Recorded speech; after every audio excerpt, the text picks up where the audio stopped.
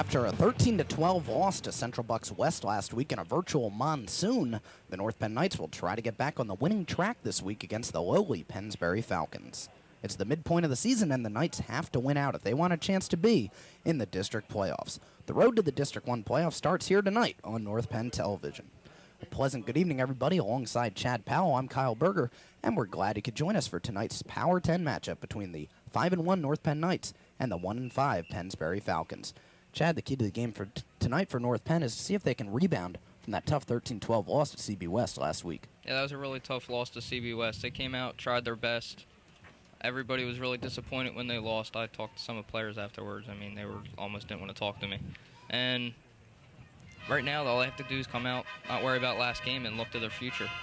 Well, that 13-12 loss was played in weather that wasn't suitable for anything, let alone football. But North Penn Television was there covering that classic matchup, and we got some highlights for you, so let's check them out. Crawford Stadium was a virtual monsoon, as we said earlier, but that brought out the Blue Crew and Dr. Cotter and everybody else. About 6,800 people were at that game.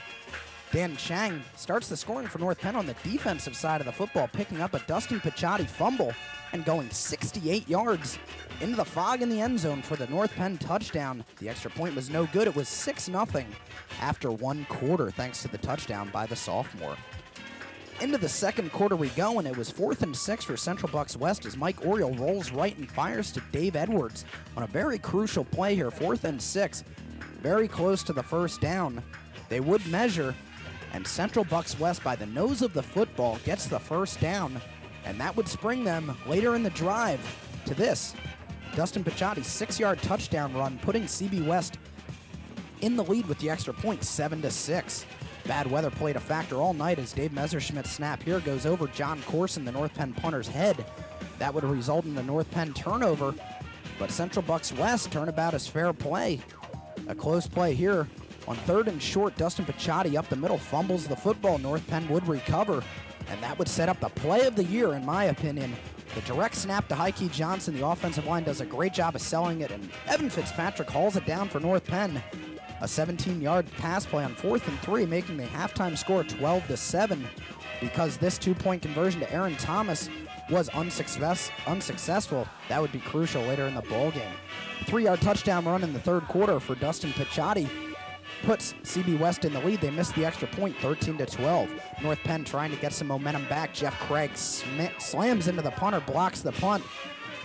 And that would give North Penn the ball deep into CB West territory. Could they convert it into points? Well, they'll try here with a field goal attempt from 29 yards out, but the ball goes right through the hands of Clay Cucklick, the holder. CB West recovers. North Penn's last-ditch effort to get back into this ballgame is unsuccessful as the ball goes right through Aaron Thomas's hands, and it's picked off by DiGiacomo of CB West. 13-12 was the final score at Crawford Stadium, and a real classic matchup. Back now at Crawford Stadium tonight, Chad, the defense in North Penn has been the story the whole year for the Knights, but they really showed their guts against CB West, holding the Bucks to only 13 points. Yeah, the defense has been stepping up all year for North Penn. Holding CB West to 13 points was a big improvement from last year where it was 35-0 at the half. The half, it was 13-12, and North Penn just has been doing an incredible job with the battle of the trenches. And one of those players that has been doing yeoman work for the North Penn Knights on defense this year is number 33, Mike Moore. We're going to take a closer look at what Mike Moore has done for North Penn this season. He is a caged animal, primed to let loose with a rage that is not seen often in a high school football player. He is Mike Moore, inside linebacker for the North Penn Knights. Last year, Moore didn't even last 2 weeks in practice. He walked away from the game. He realized after some thinking that it was a big mistake. Last year I was, a little nervous sophomore, and I played community baseball, and my team was, in the playoffs, so I felt, I let my team down if I wouldn't show up for some games. And football, I was a little unsure of how I was going to fit in and stuff, and, still a little nervous.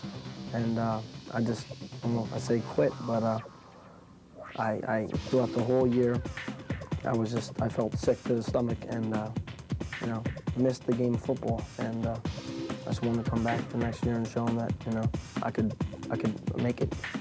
He came back and worked hard to get back into the swing of things, and he has been rewarded with the chance to shine on Friday nights as one of the anchors of North Penn's defense. He had a huge game against the Truman Tigers. He was unconscious against Council Rock. The word is out. Mike Moore is not just another linebacker. Along with Mike Kapusta, Moore has formed a virtual wall up the middle of the field. Opposing teams dare not run in the direction of number 33, or they must face the consequences.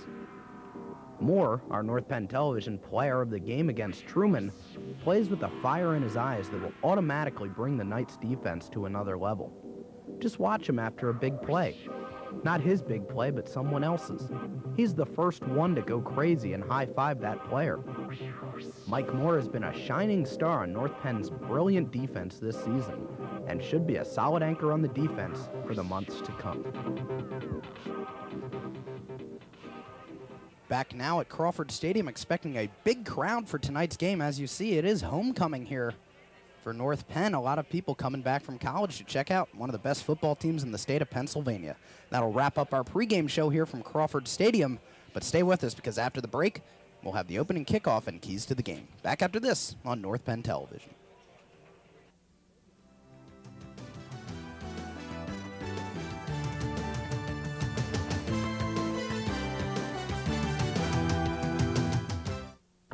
We can end prejudice if we talk to each other. Call.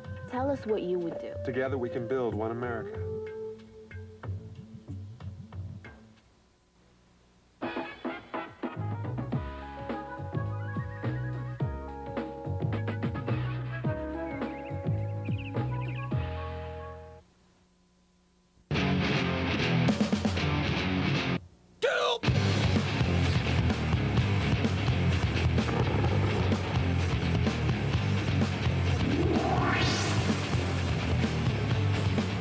Welcome back to homecoming here at Crawford Stadium, the coin toss at center field. Dave Kostel and Corey Jackson, the captains for North Penn. For Pennsbury, the captains are number 51, Glenn Orleski, number 69, Anthony Fiorelli, number 30, Chris Schaefer, and number 65, Steve Wilson. Pennsbury has won the toss and is elected to defer, which most likely means North Penn will wind up with the football to start the game. And the signal from the official indicates that North Penn in their blue and blue will be going from left to right on the screen. Pennsbury in white with the dark helmets going from right to left. Chad, the keys to the game for tonight for North Penn. North Penn has to put the past behind them. Starting with CB West, just forget about that game. Start all over. Pennsbury is a whole new team. You can't overlook Pennsbury. Pennsbury's 1-5. They haven't been coming out too strong lately, but who knows? They don't have anything to lose at all in this game. And last year they were winning at the half 10-7. And another key is the Falcons quarterback during warm-ups, his arm wasn't looking too good, and I don't know if they'll be passing to that Pat Wells. Yeah, when we were watching Patrick Wells throwing the ball in warm-ups, he really was not throwing like a varsity quarterback should be throwing in a league such as the Suburban 1 Power 10. We saw he's only a junior, we should point out. Number 13, Dan Mullen, who I assume is his backup, was throwing virtual rockets out there. He was humming the ball. But, of course, one other thing we saw is Pennsbury does not appear to have the best hands in this league. It really seemed like they were dropping a lot of easy passes in the warm-ups, and that could come into play in this game if Pennsbury gets down and has to go to the pass. No, there's only two players I saw that were really catching almost every ball. It was Josh Krasowski and number 25, Mark Mishad. So it appears that Pennsbury really only has two go-to guys lined up as wideouts, although Chris Schaefer is a real versatile back. He does everything for Pennsbury. He's even on the kickoff team right now as North Penn has Mike Landis back deep along with Aaron Thomas standing just outside the goal line. On to kick for the Falcons is number 19, the left-footed kicker, E.J. Cochran. So the homecoming game here at Crawford Stadium is about to get underway. A big crowd on hand here from North Penn. Both current students and alumni are back to see the 5-1 North Penn Knights play host to the 1-5 Pennsbury Falcons here on North Penn Television. This game is underway now as the kickoff is angling toward the sideline. It goes out of bounds. That'll be a procedure penalty against Pennsbury. Good field position for North Penn right away. Yeah, starting on their own 35 should help them a lot. They should come out with a lot of momentum right here. Let's take a look at North Penn's starting lineup. Starting up front with the offensive line from left to right, it'll be McKelvey, Koslow, Chang, Jackson, Michael, and Hertz, the tight end. In the backfield for the Knights, the quarterback is still Clay Kuklick in for Joe Talese. Johnson, the halfback, Kapusta, the fullback, Thomas, the wingback, and Fitzpatrick will be split out as the wide receiver. Starting lineups for Pennsbury coming up after this play. It'll be 1st and 10 for the North Penn Knights on their own 35-yard line. They're going to come out in a passing formation. Trips to the right of the field. It's Fitzpatrick, Johnson, and Thomas. Single setback is Mike Kapusta. He goes into motion now. Kuklick gets a quick stand-up to Heike Johnson. It was actually ruled a lateral as that was a backward pass. Johnson appeared to drop it, but it being a fumble, the Knights lose 3 yards on that play. Let's go quickly to the defensive starting lineups for Pennsbury. From left to right across the line, it is Steve Wilson, number 65, Fiorelli, number 69, Hahn, number 64, and McLernan, number 95. Backwards in secondary, Mike Gankars, number 31, John Salyer, it's Mike Lico. The inside linebacker, Oleski, is the other linebacker. Romano, Schaefer, Gankars, and McCallie are the backfield in the defense. 2nd and 13 from the 32 for North Penn. Fitzpatrick comes into motion in the near side, backs in an open set. Knights go off tackle with Heike Johnson, and Pennsbury's defense surprising North Penn, stacking the line and dropping Heike Johnson for about a 1-yard loss on that play. Well, it looks like the Pennsbury's D-line and North Penn's offensive line pretty much even out in weight and size and speed. Yeah, I mean, you look at North Penn last week against CB West, obviously for them, not too hard to get up for that game. We'll hear from Coach Pettin about Pennsbury later in this game at halftime at Coach's Corner about Pennsbury. He'll say that this is their Super Bowl, almost. You can put it that way. North Penn is the biggest opponent left in Pennsbury's schedule, and they are really up for this game, as we can see. Shotgun formation, 4 wide receivers for Kuklick. Johnson now goes into motion. 3rd and 13. He'll roll left on the waggle pass. He dumps it off to Colinello, who is met after a 5-yard gain. Good defensive play by number 32, Tom Gankars. North Penn will be forced to punt. Really on 3rd and 14, 3rd and 13, if you're throwing a 5 and out, you're not going to get a first down on that play.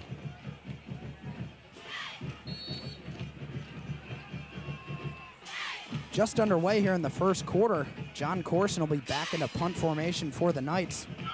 The always dangerous Chris Schaefer is standing just outside his 30-yard line awaiting the punt of Corson. It's a low snap. The ball is away. It's a beauty, high and wobbly, out of bounds just inside the 30-yard line. A good punt by John Corson of close to 35 yards. So Pennsbury will take over at their 28-yard line. 1st and 10 for the Falcons. Offensive line for the Falcons, Master Paolo, the tackle. Wilson, Gutsmyrtle, Werner, Hollister, and Applegate fill out the rest of the offensive line. In the backfield for the Falcons, Pat Wells is the junior quarterback. Romano, Tigner, Schaefer, and Jarzik are the rest of the receivers. North Penn starting lineups after this first play. 1st and 10 for the Falcons. Wells under center. It's going to be a stand-up pass, sort of like the one North Penn threw on their first play, and it goes to Josh Jarzik, covered nicely by North Penn, and only about a 2-yard gain on that play for the Falcons. Starting up front for North Penn, across the defensive line, it will be Koslow, Jeff Craig, Fran Mahan, Brick Mengel Spurio, and Dan Chang at defensive end. In the defensive backfield, the linebackers are Colinello, Kapusta, Mike Moore, who we heard from in the pregame show, Steve Wagner, Heike Johnson, and Aaron Thomas in the defensive backfield for the Knights. 2nd and 7 for the Falcons. Ball at the 32-yard line of Pennsbury. North Penn looking to get possibly a sack, maybe a tackle for a loss here, not letting Pennsbury get any momentum early on. It's a play-action pass. Wells is back. He's going to fire into the flat. Great play by Mike Colinello, knocking it away from Chris Schaefer, and the big guy, Dave Koslow, almost coming up with an interception there, Chad. Yeah, he thought he had it. He looked up at the ref, and the ref was signaling, no, sorry, it bounced. And a good job by Colinello to knock that out of Schaefer's hands legally and not drawing a pass interference flag. It will be 3rd and 7, another passing down here for Pennsbury. As we said, though, Chad, they don't have many options to throw to. They've already thrown to their 2 go-to guys, Jarzik and Schaefer. Backs in a split formation for Pennsbury, 3rd and 7 from the 32-yard line. Wells with a 3-step drop, fires over the middle. Another good defensive play. It's clean by Aaron Thomas on Josh Jarzik. Thomas is one of the better D-backs on this North Penn team. Well, he has so much speed. He can be about 3 yards away, and then all of a sudden he just closes on you, which confuses the quarterback. Well, just like North Penn did on their first drive, it's a 3-and-out for the Falcons as it is 4th and 7. Not able to pick up any yardage on their second plays. Picked up 3 yards on the first play, a stand-up pass to Jarzik, back to punt. For the Falcons is the quarterback, Patrick Wells. Standing at his 30-yard line is the North Penn Knights' Aaron Thomas, awaiting the return. This punt is almost blocked by Kucklick. It's a high spiral. It bounces and takes a Pennsbury hop inside the 30-yard line, close to the 25. It'll be at the 26-yard line for North Penn, where they will take over 1st and 10. Chad, it's important for the Knights on this drive to do more than just a 3-and-out. They need to get a good drive together here and try to get up early on the Falcons. Yeah, they need to get some momentum going. Of course, as we said earlier, Chad, they had a slow start against the Falcons last year and wound up being down 10-7 at halftime. They did manage to put 28 points on the board in the second half and pull out a huge 35-10 victory while shutting out Pennsbury in the second half. North Penn will go to a different look here with a tight formation. Kucklick under center. Long count by Kucklick. The handoff on 1st and 10 goes up the middle to Mike Kapusta, and he's met right at the line of scrimmage by Pennsbury's number 69, Anthony Fiorelli, the big guy, 6'1", 250 pounds. Meeting Kapusta at the line, he does manage to get about 1.5 yards, though. 2nd and 8 for North Penn. Clock running, 8:18 to go in the opening quarter. Still no score here on a beautiful night at Crawford Stadium. About 100% better than last week. Now the Knights will settle into a passing formation. They have trips to the right, Colinello, Johnson, and Fitzpatrick. Aaron Thomas, single split to the right side, the left side. Here's Kucklick. He's got the bootleg. He gets a block, and he gets across the 42-yard line. 1st and 10, North Penn on the bootleg by Kucklick. And there's one thing we've seen Clay Kucklick do well for North Penn. It's been that bootleg play.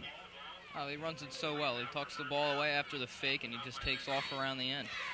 Of course, he scored a touchdown on that play 2 weeks ago against Ben Salem. Of course, North Penn couldn't really run that play last week in the muddy conditions. It's hard to make those cuts that he made coming around the end. But nonetheless, it's 1st and 10 at the 44-yard line for the Knights. They'll send Fitzpatrick out wide to the left side. Kapusta and Johnson split in the backfield. Up the middle it goes to Mike Kapusta. He drags a couple Pennsbury defenders 3 yards. Tackle made on that play by Mike Lico, number 77. 2nd and 7 for North Penn, moving the ball closer and closer to that midfield line. I still don't know what kind of condition this field's in, Kyle. I mean, last game the MP washed away. It's back. But on that Clay Kucklick bootleg, Ike Johnson came out and tried to stop, and he slid for like 3 feet. North Penn sends a host of players into motion. They'll settle into their open formation. Kucklick will run the off tackle to Heike Johnson. He breaks free and slashes for a first down, a 10-yard pickup. 1st and 10, North Penn into Pennsbury territory. Chad, when you mentioned those field conditions, I believe the grounds crew here at North Penn made a very wise decision. They made up their minds to cancel the Lansdale Catholic game the day after the North Penn CB West game due to the field conditions. There wouldn't have been one blade of grass on this field had they played that game the following day. That game between Lansdale Catholic and Perk Valley was made up the following Monday, the Monday this week. So good conditions on the field, you would imagine, tonight for North Penn. 1st and 10 from the 45. The draw to Heike Johnson. He makes one cut. He makes 2 cuts, lowers his shoulder, and bowls forward for 9 yards, close to another North Penn first down. Johnson finally getting the momentum going for North Penn as he was stopped on a couple plays on the first drive. Getting into his comfort zone at second and a short one for North Penn.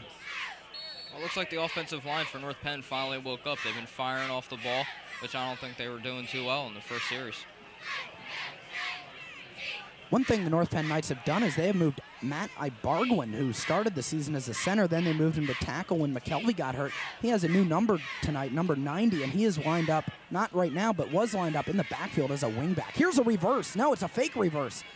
Heike Johnson gets the first down. Can he hang on to the football? Yes. 1st and 10, North Penn inside the 30-yard line of Pennsbury. You saw North Penn run a reverse with Aaron Thomas last week against CB West. That time they faked it and got all they needed, just a couple yards for the first down. Well, Aaron Thomas, you have to be aware of where he is at all times on the field. Like we were saying earlier in earlier games, he has so much speed. If he gets the ball outside, he's gone. There's nobody who's going to catch him in this league. Aaron Thomas will come off the field and take a breather. The way the coaches are reacting, I'm not so sure that wasn't supposed to be a real reverse, and he just missed a signal. Heike Johnson did a good job of improvising that play.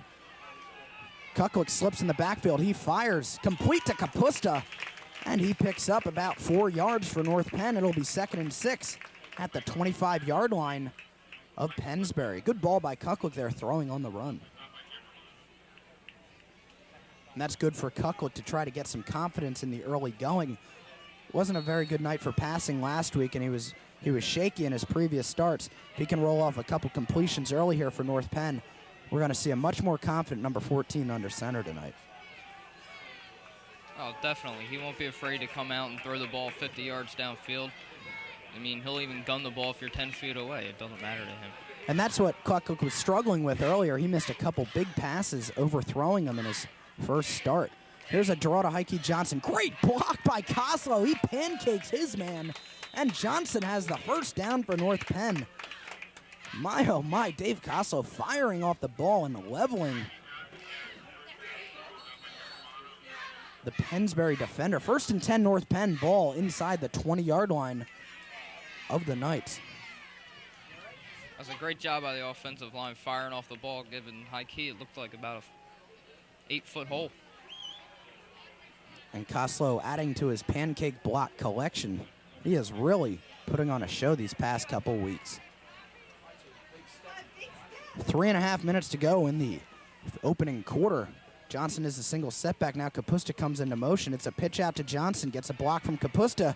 Shakes and bakes to the outside, but nothing doing. He'll lose 2 yards on that play. He's 2nd and 12 for North Penn at the 20-yard line after looked like Johnson needed one more block, but just didn't have anybody out there to block for him. Well, nothing against Kapusta, but I think that was the wrong block on his part. I think he should have gone outside and taken the man outside. Heike has enough speed. He could have burned that guy that was on the inside. Yeah, it appeared to me, Chad, that Johnson was already outside of that man that Kapusta blocked as he was blocking him. If he had turned upfield and possibly taken that lead man, we could have seen Johnson in the end zone. Big motion for North Penn here. They'll split Fitzpatrick out to the left side. Colonello lined up in the far slot. It's going to be a quick draw to Kapusta. Oh, he is gone. Actually, that's Mike Colonello. Touchdown Knights. Mike Colonello, 20 yards, untouched. They had everybody on the Pennsbury defense fooled on that play. They went with the option with Kuklik and Johnson. Meanwhile, Mike Colonello is trotting into the end zone, and it's 6-0 North Penn. They came running up the line, looking like he was going to stand there and try and block somebody coming on the backside, and all of a sudden he just took off through the line. Nobody was going to catch up to him. John Corson is on to kick the extra point. Wes Heinel is not out to kick the extra point. He's still possibly nursing that sore groin that first bothered him at the Council Rock game. Kuklik is on to hold the ball for Corson. The ball is spotted. The kick is up. And it's good. 7-0 North Penn. Let's take a look at Mike Colonello's beauty of a touchdown run.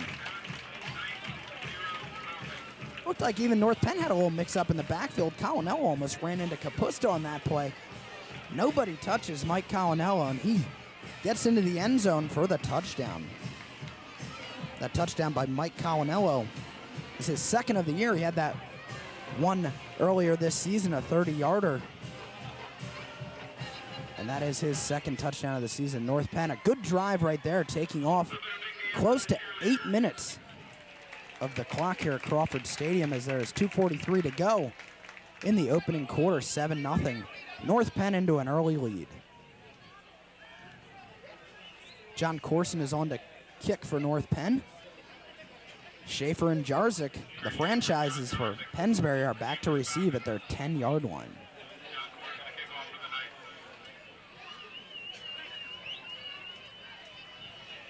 We'll see how North Penn's kickoff coverage, who has been doing a great job so far this season, handles the dangerous Jarzik and Schaefer. Corson with a beauty of a kick. It's taken at the 15-yard line with a head of steam by Schaefer. And he's met at the 25-yard line, driven down to the 30-yard line by number 80, Steve Francis. 1st and 10 for the Falcons at their own 30-yard line. That kick by Corson was a little bit more of a line drive than he wanted to. Didn't give the coverage team enough time to go down and get a tackle possibly inside the 20. He just needs to get a little more air under his kickoffs. Well, this is the second big player that we've seen North Penn face in the last 2 weeks. I mean, they've been trying to tackle everybody up high, and you got to take the legs off. Yeah, Dustin Picciotti last week just bowling over, and he always seems to fall forward somehow. 2:38 on the clock. Pennsbury has 1st and 10. It's a handoff up the middle. And a big gain on that play by Pennsbury's number 43, Tig Tigner. He gets 12 yards and a Pennsbury 1st down. Tigner, a 6', 190-pound junior. Similar to Mike Kapusta for North Penn, just kind of got his center of gravity low and went right through the line untouched until he got about 10 yards. That was a nice tackle by Colinello there. He did exactly what we were just talking about. He went low and took out his legs. 1st and 10 for the Falcons on their own 42-yard line. North Penn stacking the line with 6 players. Here's a big hit in the backfield, wrapped up with Schaefer, let go. And finally driven down for a 3-yard loss. Jeff Craig had a chance to stop him for about a 5-yard loss, but Mike Moore and Brick Mengel-Spurio make the tackle, stopping Schaefer before he could get any gain. Let's take a look at this play and see where Jeff Craig meets him in the backfield. Had a great read on this play. It was sort of a reverse from the slot formation, and he just came untouched. There you see, Chad, he tried to tackle up high, and Schaefer did a little spin move to get through the grasp of Jeff Craig. If you're going to wrap, you got to wrap low. Well, that was a great move by Schaefer, though. 2nd and 11 for the Falcons at their own 40. A minute 20 to go. In the opening quarter, North Penn leads 7-0. Here's another stand-up pass. It's not a very good ball thrown behind Schaefer. He had to go back and get it, and he is driven out of bounds by Mike Kapusta and Fran Mahan after only a 2-yard gain. And there's that play, Chad, that you need to lead the wide receiver, or the slot back in that case, as Chris Schaefer was lined up as. Wells threw that ball behind him, and instead of having any forward momentum, Schaefer was running backwards before he knew what hit him. Well, if Wells would have put that ball in front of him, Schaefer had at least another 5 yards in front of him before he would have met a North Penn player. It'll be 3rd and 9 for Pennsbury with a minute 6 to go on the clock, which is stopped after he was driven out of bounds. Josh Jarzik and Chris Schaefer are split to the left side. Pat Wells still under center. He rolls left. He's hit as he's thrown by Koslow. Fires for Schaefer. Almost picked off by Aaron Thomas. Oh, my. That would have been a big turnover for North Penn as it went out of the hands of Chris Schaefer. And Thomas, looking for his 3rd interception of the season, almost came up with that one. It will be 4th and 9 for Pennsbury. Let's take a look at Aaron Thomas's near interception quickly before Pennsbury punts. Saw Dave Koslow drilling the quarterback as he threw, and you know, that one you almost want to see Chris Schaefer of your Pennsbury's coaching staff just let it go out of bounds. He tipped that ball and almost made an interception out of it to Aaron Thomas. Wells on to punt. Thomas standing at his 25-yard line. Johnson almost blocks that punt. Fair catch called by Thomas. That should be a flag if he throws a fair catch signal, but he was not. I guess they ruled if he muffed it, you're fair game to get hit. But anyway, North Penn takes over at the 26-yard line. The punt return problems continue for North Penn. Let's take a look. I thought I saw an Aaron Thomas fair catch signal. We'll see if we can pick it up from this angle. Hey, you can't really tell from that angle, but once again, Aaron Thomas. And even on a punt return, on a pass, anything, you have to catch the ball with your hands and not your shoulder pads, or it's going to be flying all over the place, and you're going to get drilled. Well, that was a great job of getting a hold of the ball while being taken down. 1st and 10 for North Penn. Backs in the I formation. Kapusta in front of Heike Johnson. Clay Kucklick, the quarterback for the Knights, will hand off to Heike Johnson off tackle. Good move by Johnson to get by one defender and picks up 8 yards on the off tackle play. A good move to get past Pennsbury's number 7, Jim Romano. Going inside out on Romano.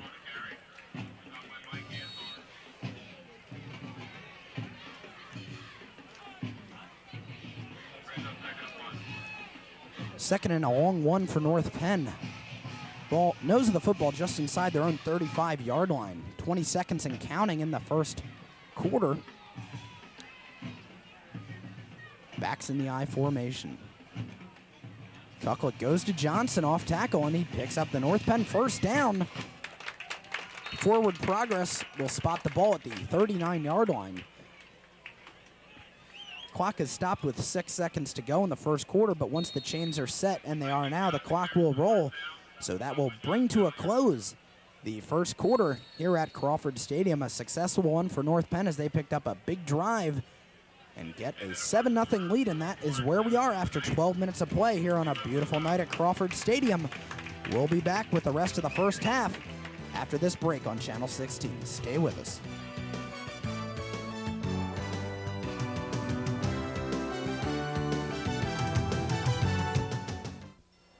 What are you going to take? Algebra. Algebra. Algebra. If no one's explained how algebra, geometry, and calculus can improve your future, call NACME. We'll tell you. We can end prejudice if we talk to each other. Call. Tell us what you would do. Together we can build one America.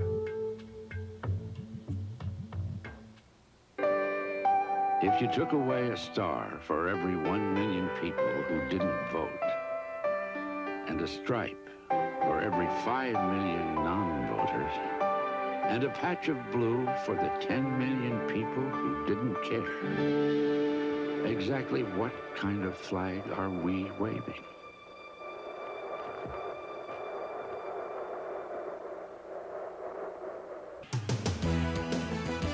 Welcome back to Crawford Stadium just at the start of the second quarter. 1st and 10 for North Penn from the 40-yard line. Johnson off the left end spin move, but a nice tackle going low on that play was Pennsbury's number 26, Dominic McCalley. Some stats for North Penn in the first quarter. Heike Johnson, 9 carries for 38 yards. Colinello, his only carry was a 17-yard touchdown run. Heike Johnson, as we said, 7 carries for 38 yards. Kapusta, 3 carries for 5 yards. For Pennsbury, only 2 rushing plays for the Falcons, one of which went to number 43, Tig Tigner. That was a big 10-yard gain. And Schaefer's only running play was a 1-yard loss. Quarterback Wells is 2 for 4 for just 5 yards. Option play, it goes to Heike Johnson. He has room. Just had one man to beat, but was wrapped up by number 16 for the Falcons, Steve Iazati. Big stat for the North Penn Knights in that first quarter. They were able to rattle off 5 first downs while only giving up 1 first down to Pennsbury. So similar to the Truman game, Chad, we've seen ball control offense by North Penn and a good defense not giving up any big plays. Well, they've only come out and thrown the ball when they've had to. Other than that, they've stayed on the ground with Heike, Thomas, Kapusta, which running the ball eats up lots of clock. Well, Coach Pettin said this week that against Pennsbury, and here we see a 3rd and 2, we might see a pass here. But he said against Pennsbury, a defense like theirs that you don't know what to expect, they might have to change up their offense. They came out passing and then they went back to the rushing. We'll see what they do here. Tight formation. It goes to Kapusta, and he has the first down, easily picking up 4 yards on the play for the Knights. 1st and 10 North Penn into Pennsbury territory. I think the reason they came out passing in the beginning was Pennsbury was meeting their backers and out the line or behind the line, so they couldn't run the ball anywhere. Just underway in the second quarter, clock running, just a shade over 10 minutes to go. In the first half, North Penn into a 7-0 lead thanks to a touchdown run of 20 yards by Mike Colinello. Fitzpatrick and Thomas are the two receivers to the left side of the North Penn offensive line. It's going to be a play fake. Kucklick looking deep for Fitzpatrick. He's going to go to Thomas. And there you see again, Coach Pettin visibly upset at Kucklick on the sideline. That deep ball has really been plaguing Kucklick this season, Chad.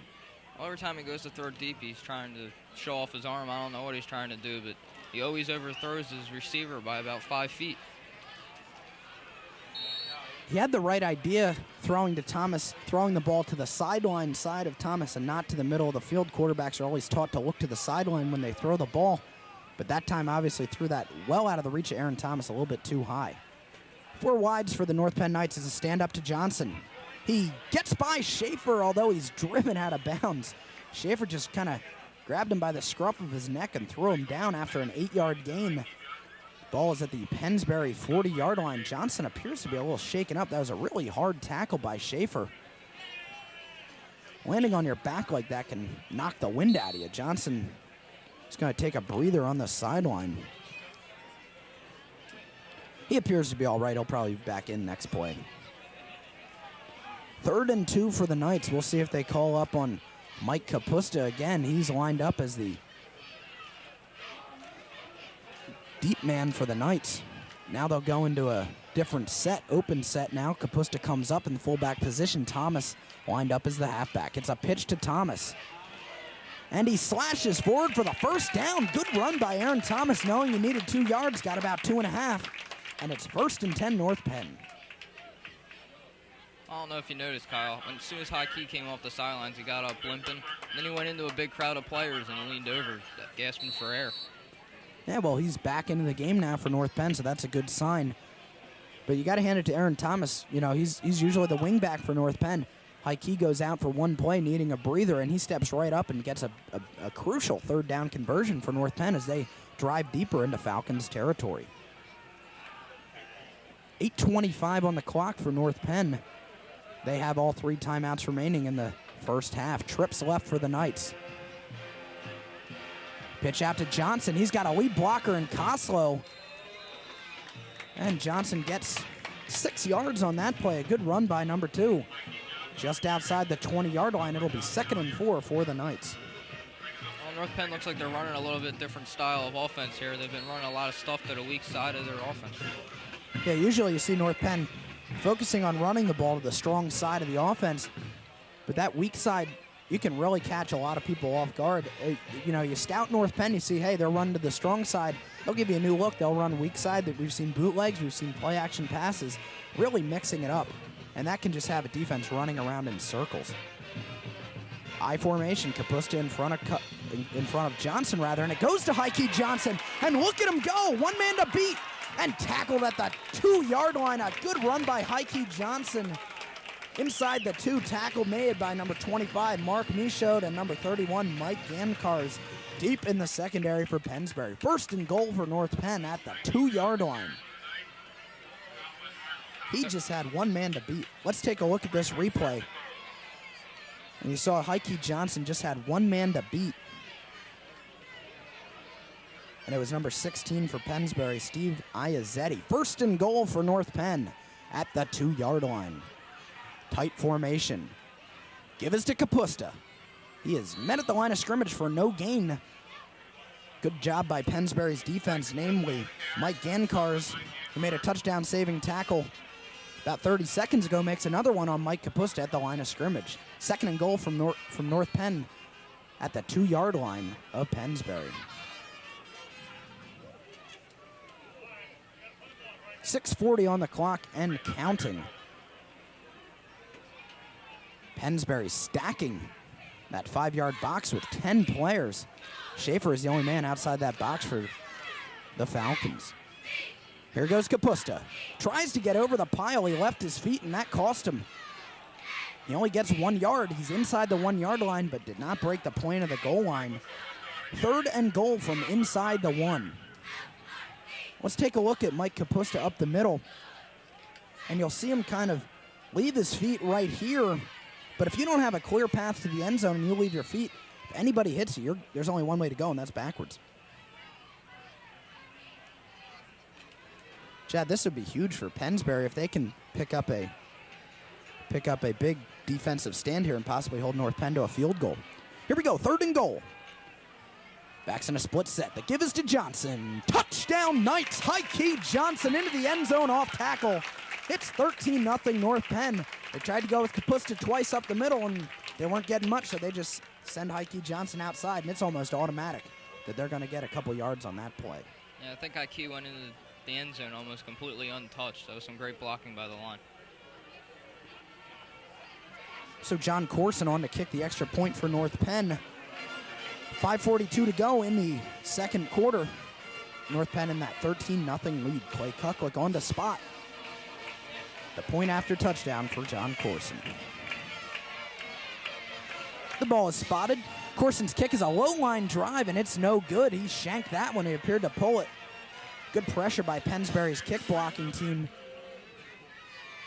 of Gankars and Jarzik getting in there trying to block. Here's High-key Johnson's touchdown. Big hole for Johnson.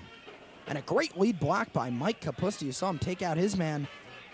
And Johnson picking up another touchdown in this illustrious season for the junior running back. That's High-key Johnson's 10th touchdown of the season already. 10 touchdowns for High-key.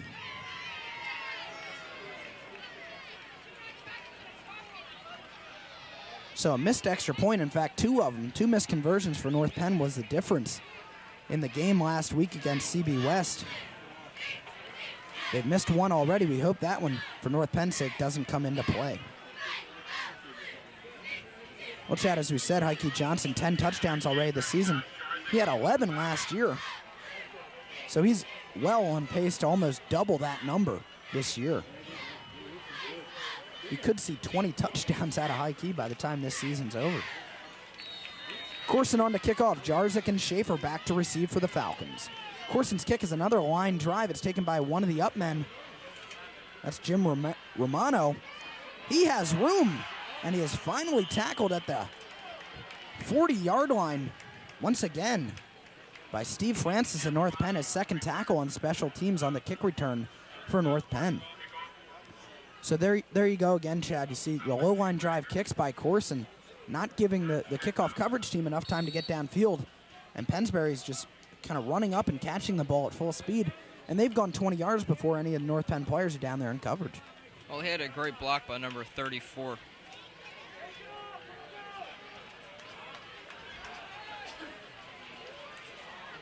.534 to go in the first half. North Penn leads 13-0. Handoff up the middle. It goes to Tigger.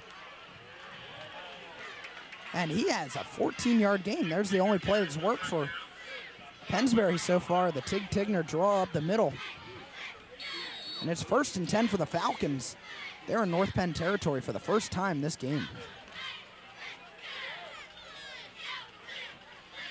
I think that's the only play that North Penn hasn't seen too much of this year is draws by other teams. Trips to the left for the Falcons. Jarzik, Iazetti, and Schaefer. Tigner, the single setback. It's going to be an inside draw to Tigner once again. He's wrapped up, but Dan Chang has himself drugged for about 7 yards by Tigner. Maybe 6. We'll call it 2nd and 4 for the Falcons, rather. 4:45 to go in the second quarter.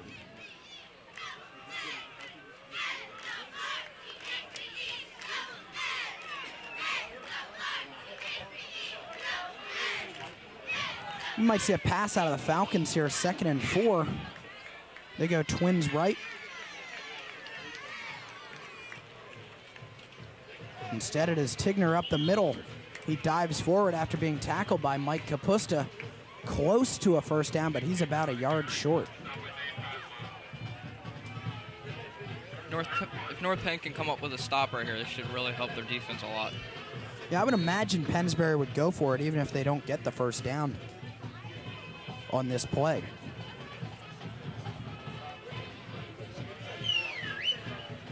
Four minutes and counting to go here. Under 4 minutes in the first half. 13-0 North Penn in the lead. I wouldn't be surprised if they go back to Tigner here on the short yardage situation. North Penn showing blitz. This time it goes up the middle to Jim Romano, and he will easily get the first down for the Falcons with a pickup of close to 4 yards just at the 33-yard line of North Penn. 1st and 10 for the Falcons. They have all 3 timeouts, and the clock is rolling under 3.5 to go in the first half. Pennsbury can get a score here. That would be a big momentum builder for them going into halftime. I can also put the defense down a little, knowing that they let up a touchdown with under 3 minutes left. Yeah, you would expect the defense of North Penn trying to go in with that goose egg on the board for Pennsbury at halftime. Here's 1st and 10 for the Falcons from the 33. It's a play-action pass. He's throwing deep over the middle. Intercepted by Heike Johnson at the 5-yard line. It won't be good field position, but what the heck, it's a turnover. 1st and 10, North Penn at the 5. Heike Johnson with a big pick for the Knights.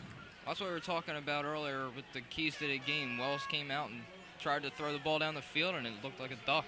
Let's take a look at Heike Johnson playing somewhat center field here on Pat Wells. This wasn't a good ball by Wells at all. We said that, Chad. You know, he wasn't throwing well at all in practice. That's a wounded duck right there, and the intended receiver, I believe that might have been Jarzik, was slipped up on that play, and it was very easy interception to make for Heike Johnson. North Penn at their own 6-yard line has 1st and 10. Kapusta the single setback. They'll probably just give it to him up the middle. Actually, here's that inside reverse. It's Mike Colinello. He gets a block from Thomas, but he just let his man go a bit too early. Nonetheless, a 15-yard gain. 1st and 10 North Penn at the 21-yard line. Let's take a look at this play by Colinello. This was the Aaron Thomas 98-yarder a couple weeks ago. The blocking for North Penn is so intricate, yet they make it look so simple. Aaron Thomas just missed that one block on Pennsbury's number 25, Mark Michaud. But blocking up front has been amazing for North Penn these past couple weeks. Well, Aaron Thomas isn't normally your blocking receiver. Here's a counter play fake. Kucklick throwing deep, and he throws that one out of bounds. Once again, those long passes for Kucklick. That one wasn't even in the same area code as the intended receiver. I don't know what Kucklick was looking at. The only open guy I saw was Evan Fitzpatrick around the 45, somewhat towards the middle of the field. Yeah, he threw that one pretty much into the Pennsbury bench on the sideline there. 2:24 to go in the second quarter. 13-0 North Penn in the lead. They have 2nd and 10 at their own 21-yard line. They have all 3 timeouts remaining if they want to try to get some more points on the board before the half is over. Kucklick will have twins right. Heike Johnson and Evan Fitzpatrick, and Aaron Thomas split to the left. Colinello in the far slot. It's a stand up to Johnson. Oh, he has a great alley here if he can get by his man, and he does. Aaron Thomas did not get in good position to block Dom McCalley. He would have had a block from behind, otherwise Johnson was gone. But a pickup of close to 30 yards on that play, and they're out to the 48-yard line. 1st and 10 North Penn on that stand-up pass that North Penn runs to perfection. Well, like I was saying earlier, Thomas isn't your typical blocking receiver. He's one of your guys you want sprinting down the field as fast as he can, trying to take his D-back with him. And, of course, his man, Dom McCalley, got into position to make an attempted tackle, and you saw Aaron Thomas couldn't have thrown a blocker. It would have been a 15-yard penalty against him, as it would have been from behind. Trips right for the Knights. Colinello, Johnson, and Fitzpatrick. Here's Mike Landis getting the carry. He's still on his feet. He busts free, the spin move. He's still loose, down to the 20 and down to the 18-yard line. Mike Landis getting a rare carry, catching Pennsbury off guard, and a big pickup, and a 1st and 10 for North Penn. Face full of turf for Mike Landis as he comes off. Let's take a look at his run. A well-deserved breather for Landis. This is a draw up the middle. Great blocking there. You see a good one by Koslow. And he does the spin move past Pennsbury's Chris Schaefer. And finally, he's dragged down at the 17-yard line. A well-deserved water break for Mike Landis. Timeout has been called, I believe, by North Penn. 1:37 to go in the first half. They hang on to a 13-0 lead, threatening the Falcons here at the 17-yard line of Pennsbury.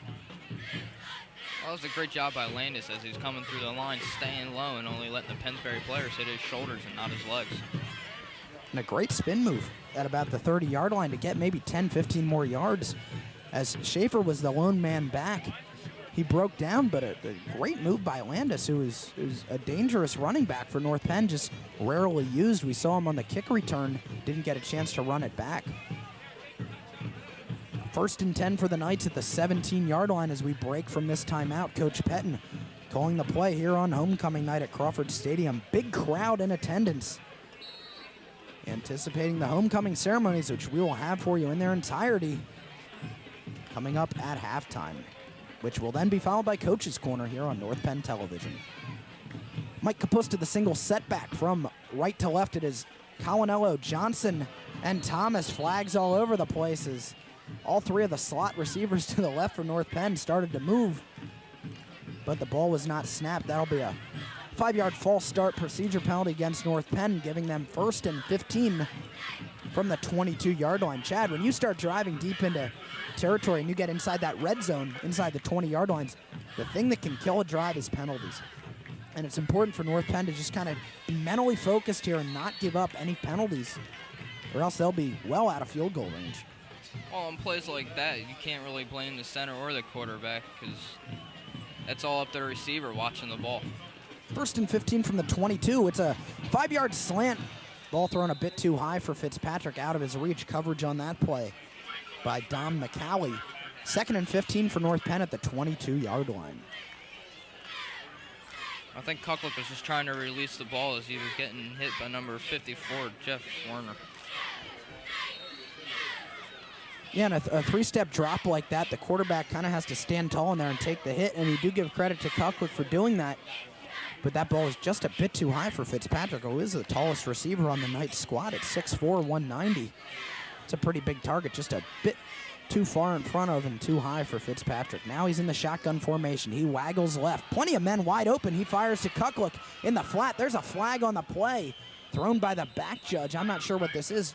Usually from the back judge, while the ball's in the air, it's either pass interference or maybe a defensive hold. We'll see what the call is. We'll look at the official for their signals. It might be a hold on Fitzpatrick downfield on his man. Still waiting for a signal by the official. I'm not sure to this call. It is pass interference against North Penn. That is a crucial call. Let's take a look at this replay and see if we can pick up while the ball is in the air where this penalty is coming from. Well, I guess there you see. Who is that? Is that Mike Colinello? Yeah, it is. He's about the 8-yard line. Number 3 for the Knights. You saw him kind of pop his man while the ball was in the air. And you cannot afford to do that in this field position. Chad, we said it maybe, 2 minutes ago. Drive killers are these penalties inside the red zone. North Penn is back to Pennsbury's 38-yard line. This drive started at the 17. This is unbelievable. 2nd and 30 for North Penn. I think North Penn was just going to try and eat up the clock and get out of here with 13-0 lead. Yeah, you can forget about trying a field goal from out here. This will be a 55-yarder from where the ball is spotted right now. Clock running, 1:10 to go in the second quarter. North Penn in the lead, 13-0. Well, North Penn not showing signs of surrender. They're in a shotgun formation. Kucklick rolls left. Under pressure. He's going long. He's got Fitzpatrick. Is it caught? No, it's intercepted by Pennsbury. Oh, my goodness. They came up and grabbed the ball at the same time. Steve Iazzotti comes up with a pick for Pennsbury. A big play for the Falcons. Let's take a look at this replay. Evan Fitzpatrick went up for this ball. A good ball by Clay Kucklick, throwing it into the end zone and leading Fitzpatrick. And you see they both kind of jump up. Fitzpatrick reaching over. And Iazzetti comes up with the ball in the end zone for the touchback and the interception. 1st and 10 for the Falcons. They have all 3 timeouts, 51 seconds on the clock at Crawford Stadium. In the second quarter, they trail by 13. Still at quarterback for the Falcons is Patrick Wells. Here goes Tigner, and he picks up 7 yards after being stuck by Mike Kapusta and Jeff Craig. That was a great job by Kucklick trying to get rid of that ball while he was running. I mean, that was an incredible throw. 2nd and 4 for North Penn. Ball at the Pennsbury 27-yard line. And it looks like the one thing's been throwing North Penn off on their defense is Pennsbury has 2 big, strong backs. with Tigger and Schaefer. I mean, they can just keep trading them on and off all day, giving the one a break. This should be the last play of the first half, unless Pennsbury can come up with a big play. But they're going to kind of concede the end of the half. It goes to Tig Tigner. And that'll do it for the first half here at Crawford Stadium after a 7-yard gain by Tig Tigner. The clock stops to move the chains, but it'll start rolling again, and that will do it for the first half. Here at Crawford Stadium, North Penn picks up 13 points thanks to touchdowns by Colinello and Heike Johnson. We'll be back with the homecoming ceremonies here at Crawford Stadium in their entirety after this. So stay with us. Back after this on North Penn Television.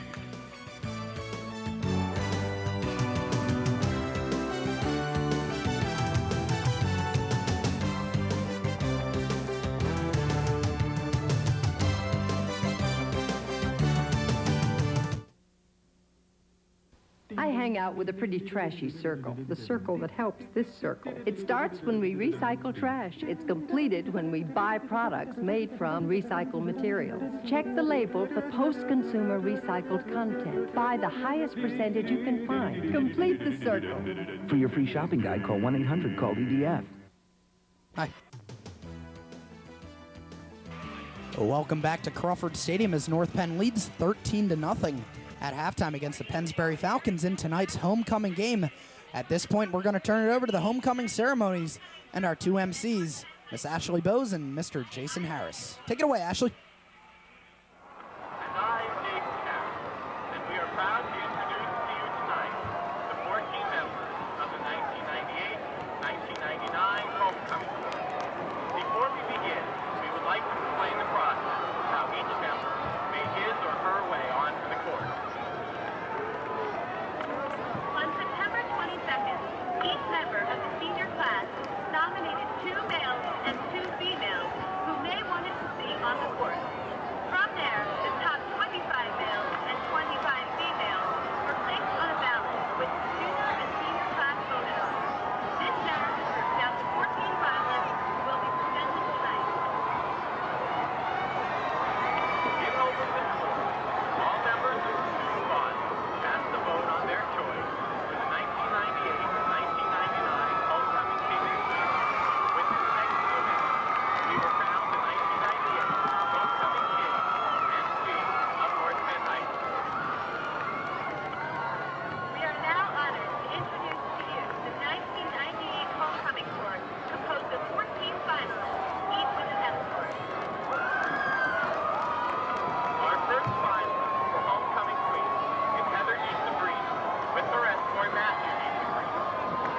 You can often see Heather performing for the varsity cheerleaders. She also writes for accolades and participates in both the Student Government Association and the Senior Class Government.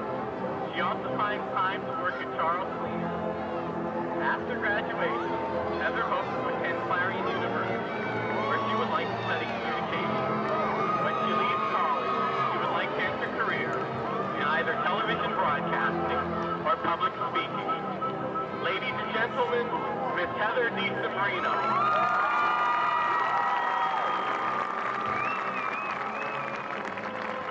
Our first male member of the 1998-1999 homecoming court is Mr. Tony Caliano with his escort, Bonnie Ling. Tony is active with both the Rugby Club and Skate Club and enjoys working in a school store as a member of the Future Business Leaders of America. After high school, he plans on attending a 4-year college with a major in business. Ladies and gentlemen, Mr. Tony Caliano.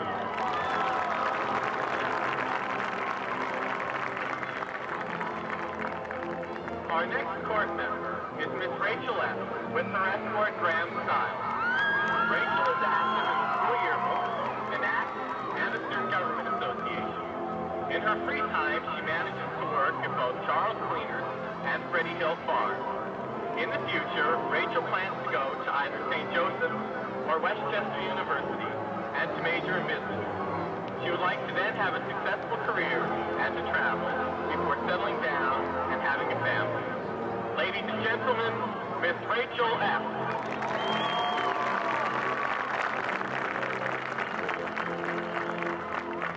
The next member of the homecoming court is Mr. Dean Carabulian with his escort, Missy Picarelli. Dean is both president and student leader of the Marching Knights and plays in the North Penn Lab Band. He is also in the National Honor Society cabinet as the Special Olympics co-chair. After graduation, Dean plans on going to college, majoring in chemical engineering, and getting his master's degree. Eventually, he would like to get married and have a family. Ladies and gentlemen, Mr. Dean Carabulian.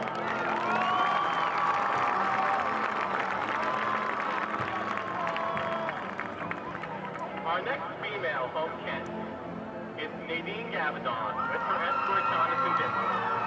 Nadine is the vice president of the Key Club, a senator in the Student Government Association, as a newsletter editor of the class of 1999, and the internal communications coordinator of National Honor Society. She also participates on the girls' tennis team, the Christian Club, and SAD. In what little spare time she has, Nadine works as a waitress at Brittany Point Estate. After she graduates, Nadine plans on going to college and majoring in either communications or business. She would like to go into the field of advertising. Later, she would like to get married and have 3 or 4 kids. Ladies and gentlemen, Miss Nadine Gavadon.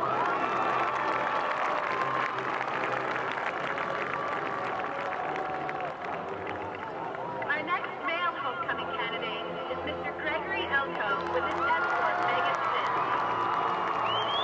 Gregory is often on the field playing soccer, lacrosse, and rugby. He is the vice president of the SBA and a member of the National Honor Society. This summer, he worked at Elementary School as a lifeguard, and Greg just finished walking in the crosswalk with his mom this month. Through ROTC, Greg would like to attend a smaller college, hopefully becoming a Navy SEAL or Army Ranger. Someday, he hopes to be married with a couple of kids and a couple of dogs. Ladies and gentlemen, Mr. Gregory Elko.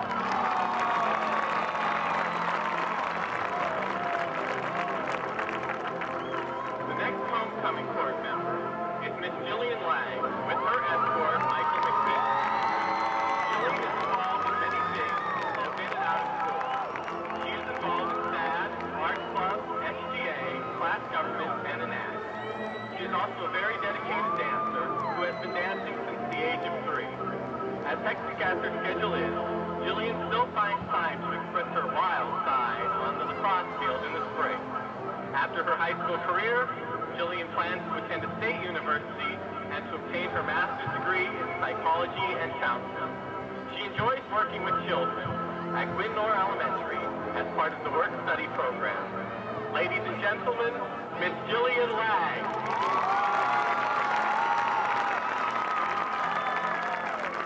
Our next court member this evening is Michael Dowder with his escort, Laura Sampson. Michael's on both the baseball and basketball team sophomore and junior year and plans to be on them again this year. He was also on the soccer team and golf team. When he's not playing sports, Mike finds time to hold 2 jobs, working both at Pinecrest Country Club and the House of Hope. Mike hopes to attend college as a physical education major and to coach either basketball or baseball at the high school level. After meeting Miss Wright, Mike wants to get married and have 2 children. Ladies and gentlemen, Mr. Michael Dowder.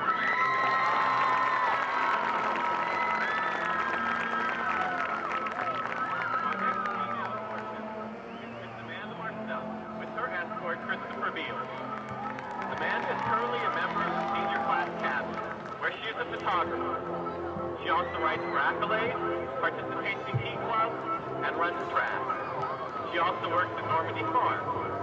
After graduation, Amanda would like to go to a 4-year college or university, and possibly on to graduate, majoring in psychology. Later, she would like to balance a career and a family. Ladies and gentlemen, Miss Amanda Marcella.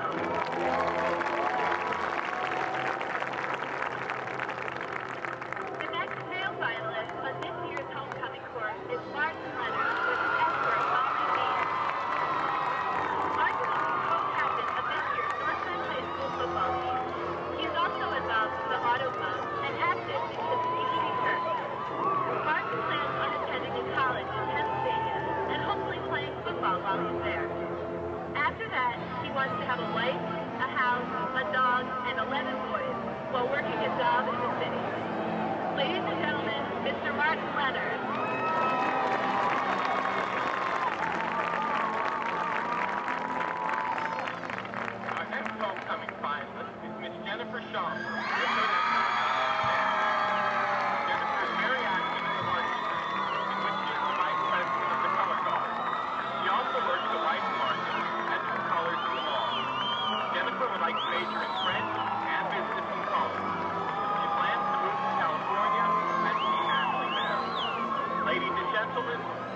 Jennifer Schomper.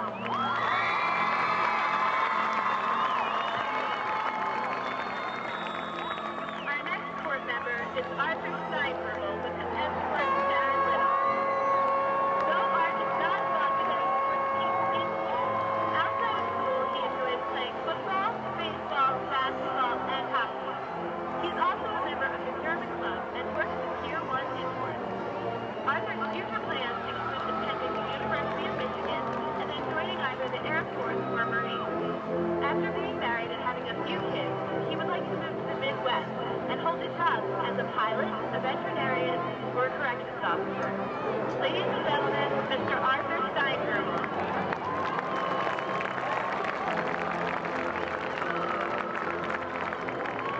Our last female homecoming court member is Miss Jennifer Sykes with her escort Gregory Hall.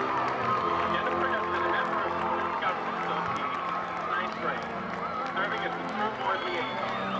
She is also a member of National Honor Society and the Ski Club. On the athletic side, Jen plays varsity soccer, runs winter track, and is part of the varsity cheerleading squad. She also finds time to work at the soccer club. Jennifer has applied to both the U.S. Naval Academy and the U.S. Coast Guard Academy. If they do not work out, she plans to attend university on an ROTC scholarship. She plans on entering the field of political science in hopes of one day becoming a special investigator for the FBI. She would also like to marry, have 2 children, and move north. Ladies and gentlemen, Miss Jennifer Sykes.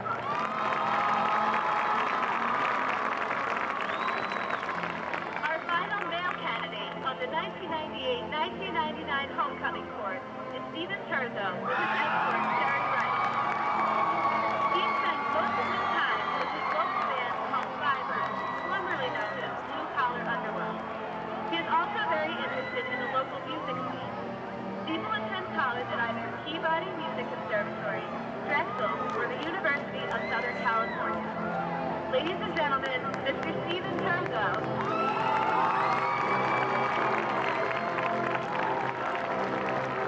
A few of the issues that the members of this year's homecoming court are concerned with include a rise in teen pregnancy, the dangers of drunk driving, a decline in family morals, and lack of involvement of the people in the community.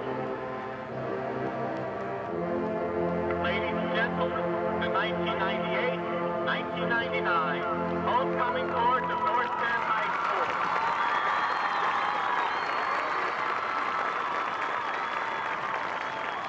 At this time, please welcome back to North Penn High School our 1997 homecoming king and queen, Mr. Ronald Calarco and Miss Melissa Maylock.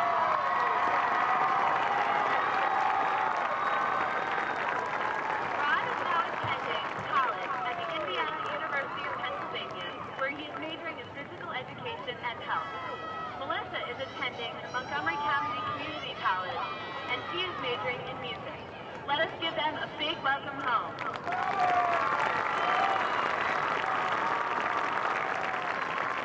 And now, ladies and gentlemen, our second runner-up for Homecoming King is Mr. Martin Leonard.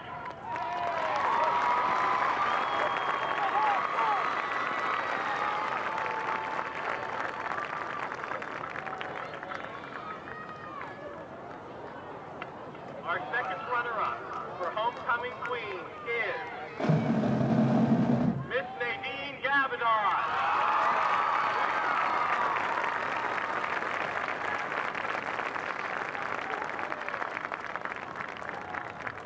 Our first runner-up for Homecoming King is Mr. Gregory Elko.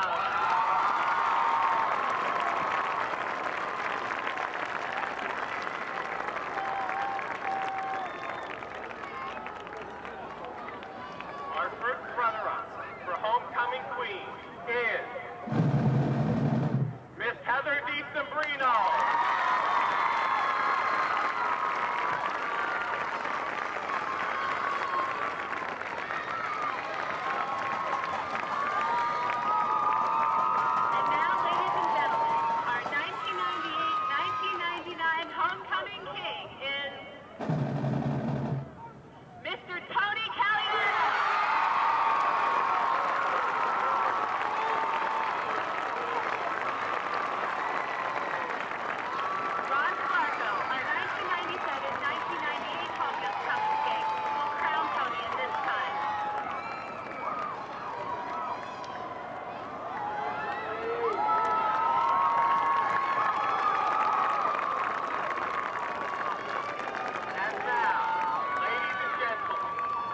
1998, 1999, homecoming queen is Miss Jillian Lang.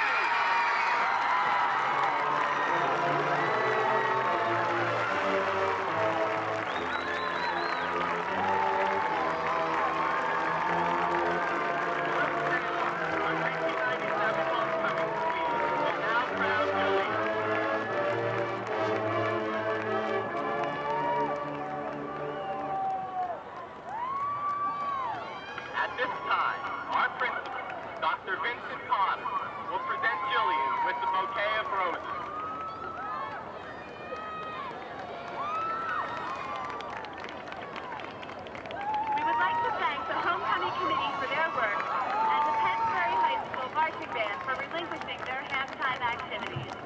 Finally, we would like to thank the following contributors that helped make this night possible.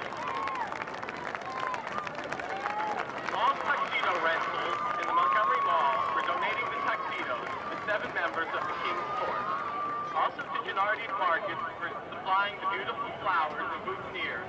To all the members of the court. Well, congratulations to Jillian Lang and Tony Caliano for being named Homecoming Queen and King here the 1998-1999 school year at North Penn High School. Stay tuned, Coach's Corner is coming up right now.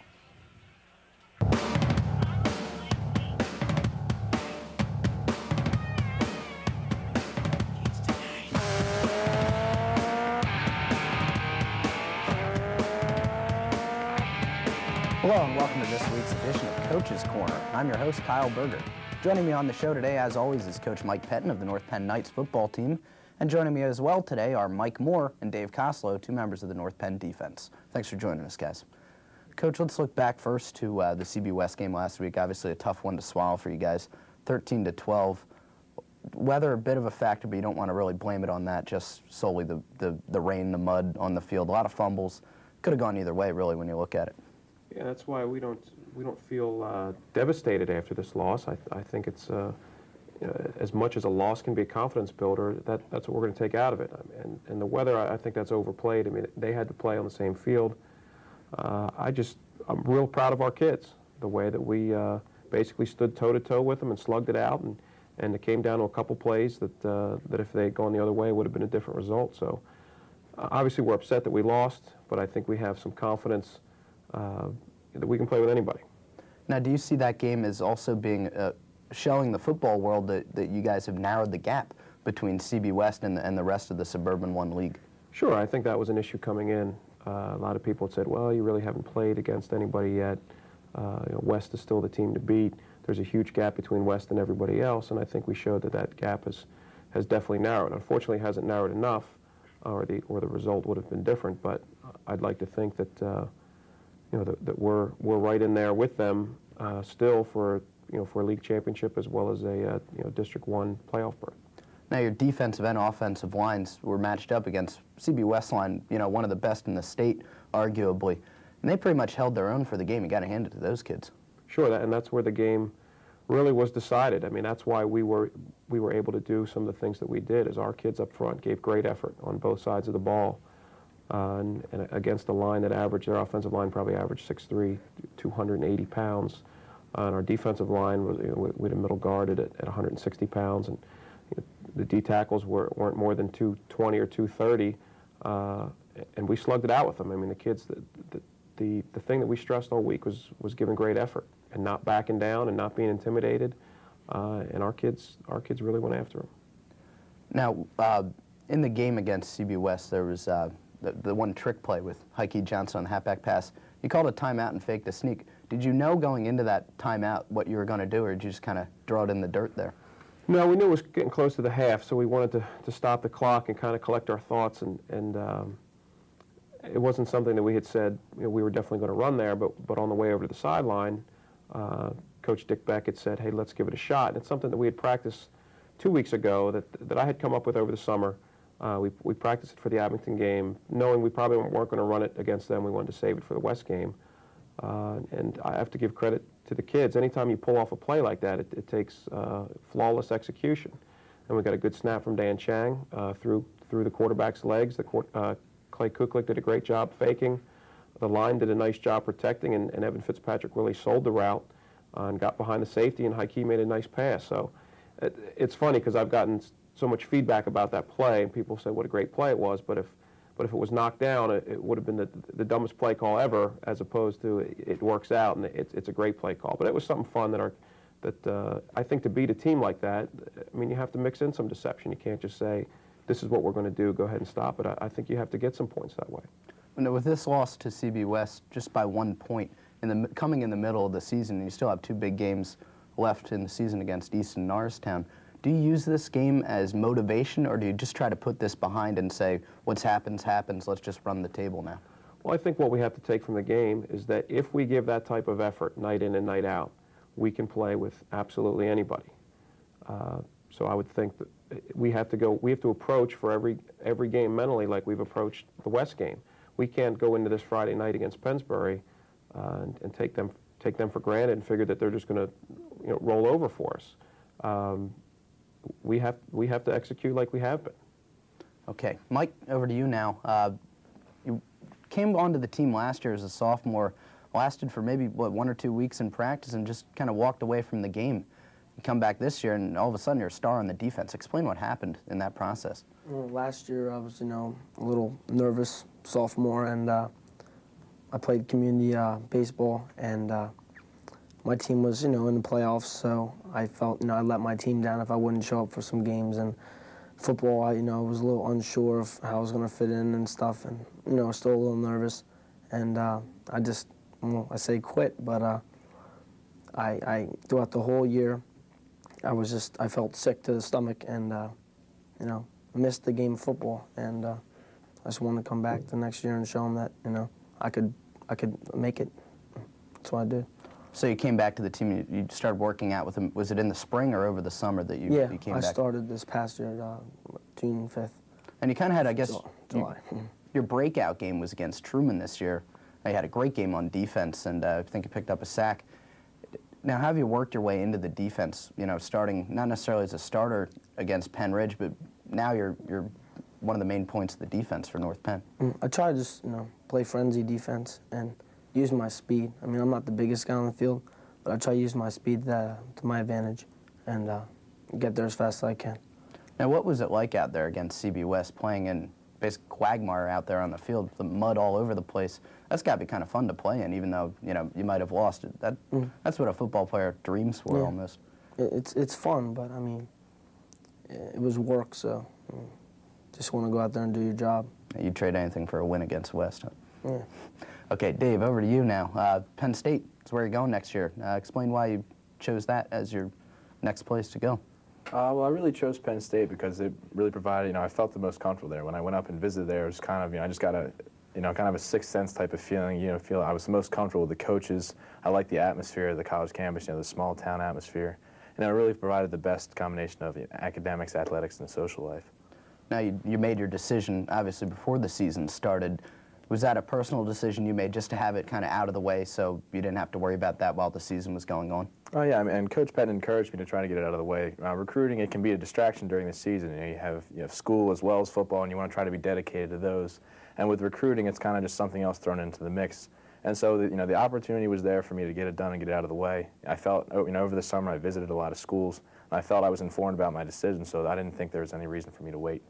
As captain of the Knights now, Dave, you have about half the season left, and you have that one loss against you last week to West. How do you motivate this team to try to run the table and win the rest of their games this season? I mean, it doesn't take a whole lot of motivation. I think pretty much everybody on the team feels, everybody wants a shot at West, and we really we just got to take it one game at a time. And as Coach Penn said, we have to approach every game with the same intensity. We've proved that we can play with anybody, but we have to be intense. We got to be sharp in practice. We got to be dedicated to what we're trying to do. A team goal would obviously be to make districts, but personally, in your senior season, you couldn't ask for anything better than to get into the postseason with this team. Definitely. I mean, I've never been in the playoffs as a player, so that's it's obviously one of my goals. And I think as a team, if we play with the same type of intensity that we've shown, I think that's a very obtainable goal for us. Okay, thanks, Dave. Now, Coach Pettin, this week it's Pennsbury. They're 1-5. These are the kind of teams you worry about almost. Certainly, because as it gets later in the season, and those type of teams are looking for something to bring a positive to their season, what would be better than to beat a team that's ranked in the state, ranked very highly in the area, playoff contender. So they're basically we've become their Super Bowl. So I'm sure they're preparing this week. They're going to pull out all the stops. They have nothing to lose, and that's why it's very important for our guys to approach this game. I think our mental approach is the most important thing that I think the kids recognize, and you can see we have very mature kids. They understand about the mental aspect of it, and they handle it very well. But we just have to prepare for every team in the league the same, whether it's a West or whether it's a Ben Salem and Abington and Pennsbury. One of the programs that's fallen onto some hard times. That at any moment in this league, there's so many good athletes, good coaches, that on any given week, anybody can rise up and beat anybody else. Now the Falcons don't have many superstars on their team, but they do have a couple of guys. Who do you look to key on the defensive side of the ball? Well, they have a utility back, Chris Schaefer, who's kind of like a Mr. Everything for them. He's run the ball. He's caught a lot of passes. So we always have to be aware of where he is on the field. They have a split end, Josh Jarzik, who's caught a lot of passes this year, especially deep ones. That he's a fast kid, a track kid, provides a deep threat for them. Other than that, I mean, they have a solid quarterback, solid fullback, a big offensive line, and defensively they've shut people down, especially running up the middle. So they've had some tough games where the breaks just didn't go their way. But they're certainly capable of beating us if we don't come out and play to our potential. 2 weeks ago, you guys had Abington the week before CB West, and going into that game, there was a question of whether you guys would overlook Abington for the big game next week against CB West. Next week, after Pennsbury, you guys have CB East, which is going to be a showdown. They might still be undefeated at that point. Looking ahead probably won't be a problem this time around, though. Sure, it's the same situation where we have to play. A cliche becomes a cliche because it's true. I mean, we have to take it 1 week at a time, and Pennsbury has to be our focus. Even if we have a potentially undefeated team next week, we can't think about it. Just like we can't continue to think about the West game this week. I told the kids after the game that if we had won or lost, they would have to show up Monday ready to go for Pennsbury and to begin to prepare for them. And I think they've done a good job of that. Okay, thanks, Coach, and thanks to Dave and Mike for being on the show today. We'll send it back to the second half after this break on North Penn Television. Stay with us.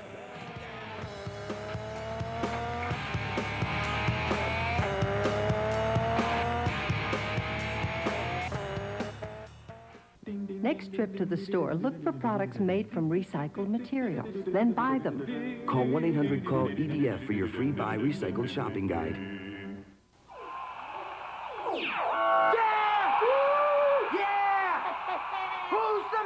It's a birthday. I'm the man. It's a birthday.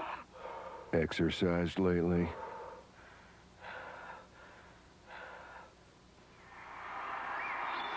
What would you do if you had to choose between the buffalo and the giraffes? Between a flower or an elephant? What would you choose? What if you had to decide between a 100-year-old tree and a 1,000,000-year-old beach? Between drinking clean water or breathing clean air?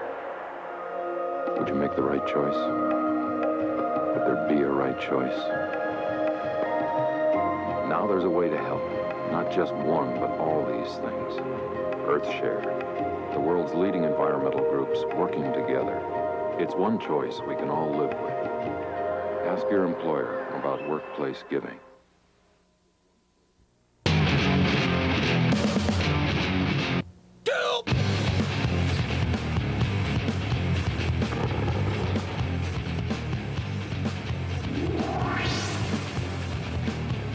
Welcome back to Crawford Stadium. North Penn in the lead, 13-0 as we get set to start this third quarter. Chad, let's quickly take a look at some of the first half stats. Mike Colonado with the 17-yard TD run with 32 total yards. Ike Johnson with 14 carries, 117 yards. Koklik is 3 for 7 with 3 yards and 1 interception. Total yards for North Penn's 219.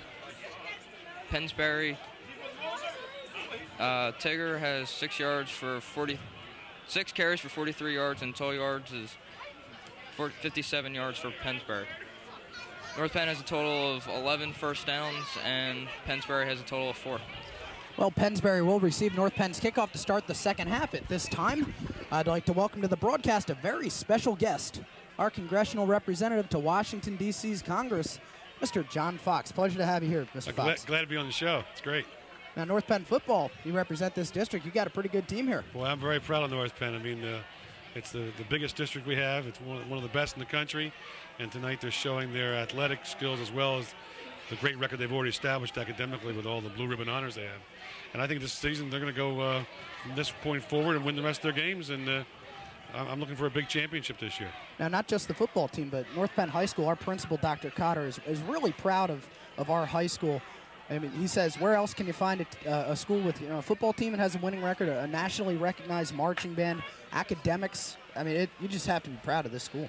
This is a role model high school that has great teachers, motivated students, parents that are so involved. You see here tonight at the game, whether it's the band or athletics or academics, North Penn's #1. And so colleges will be jealous to have a school, a school just like this that they represent. So I'm looking for big things as far as national merit scholars, even increasing that number. And I see a lot of these great North Penn football players going on to the college ranks, and who knows, whether maybe professional sports, and great coaches. And this is just a lot of pride here. We're very proud of North Penn High School, and this football team has a lot of discipline, a lot of spirit, and they got a winning formula. Great coaches, and I'm very proud to be here tonight to root them on to another victory. And after the great first half, I think we're on our way to an easy win here tonight. Okay, Representative Fox, thank you very much for joining us tonight. We appreciate it. Great. Look forward to being with you again. Okay, thanks. Thanks. Chris Schaefer had taken the opening kickoff right there for Pennsbury, and he appears to be favoring his right wrist. He got banged up on that play at the 40-yard line. It'll be 1st and 10 for the Falcons. Fran Mahan right there on that kickoff got a full head of steam, came straight down with 2 other guys and just killed Schaefer. He didn't have a chance. Well, Chad, your thoughts on the first half? I mean, North Penn started a little sluggish, then they got the ball back and put together one heck of a drive, capping it off with a Mike Colonel 20-yard touchdown run. Well, I think their offense came out and wasn't expecting the Pennsbury D to be too aggressive, and finally they woke up around the middle of the first half and just took off from there. Pennsbury lines up 1st and 10. They give up the middle. It's to Romano, and he'll pick up about 6 yards where it will be. 2nd and 4 at the 46-yard line for Pennsbury. So North Penn's defense pitched the shutout in the first half as Pennsbury was threatening. Late in the second quarter, we saw a big interception by Heike Johnson at the 5-yard line. But it could have easily have been 20-21-0. But North Penn got itself into trouble, driving deep into Pennsbury territory and picking up 2 straight penalties that really killed them.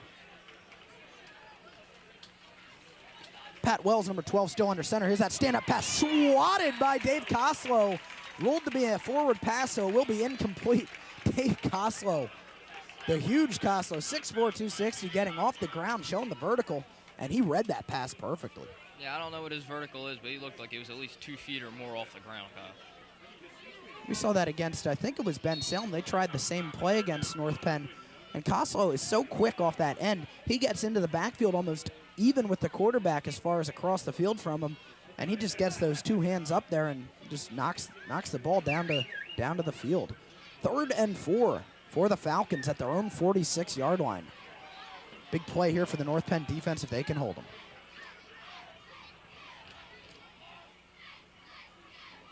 Wells. 5-step drop. He's throwing a fade pattern against Aaron Thomas. It is incomplete. Great play by Aaron Thomas to break it up. The intended receiver on the far side was Josh Jarzik. Thomas doing a great job holding his own as he has all season. I don't know if Jarzik caught that ball or not, but you could definitely tell Thomas kicked the ball. Let's take a look at Thomas's good defensive play here. Just a 5-step drop and a little fade pattern. It looked like Jarzik kind of checked up there and just couldn't haul it down before Thomas got into him. Wells is back to punt. Thomas standing at his 20-yard line, awaiting the punt. Wells kicks a beauty. This is a high spiral. It bounces at the 10-yard line and inside the 8 of North Penn down to the 7-yard line. A great punt by Wells. That one covering close to 45 yards, Chad. A high spiral. Thomas didn't really get a chance to catch that one. Well, the trouble Thomas has been having catching these balls, he should be kind of happy that he let that one go. Spiral is going to be one of the most hardest balls to catch because they go right through your arms on you. And, of course, inside the 10, the punt returner is usually taught to just let the ball go. And if it winds up inside the 10 downed, that's just more power to the punter for a great punt and a job well done. The Falcons only had the ball for 1 minute and 7 seconds, so at 10:53 on the clock in the third quarter, plenty of football left here at Crawford Stadium. North Penn leads 13-0. Here's Heike Johnson off tackle. He shakes and bakes for about 4 yards maybe outside, close to the 10-yard line of North Penn. It'll be 2nd and about 7 for the Knights. Johnson, as you said, Chad, 114 yards already in the first half. That brings him to, I believe, 940 yards for the season total. He's close to getting 1,000 yards already in this, only the 7th game of the season. Well, last year he rounded off the end of the year against LC, getting 250 yards in that game and just barely breaking the 1,000 mark. Ball is loose. Kuklik picks up the fumble, and he buries his head and goes forward.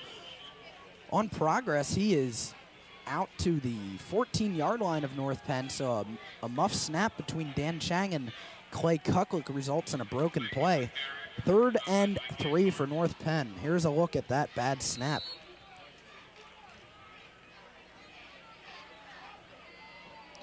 It just looked like Kuklik kind of got his hands caught up in Dan Chang as he had fired off the ball, and Kuklik kind of got mixed up, and that cost the Knights maybe a couple more yards than they got on that play. I don't even know if that ball touched the ground, Kyle. I think Kuklik kicked it back up to him. Either that or he got a really lucky bounce.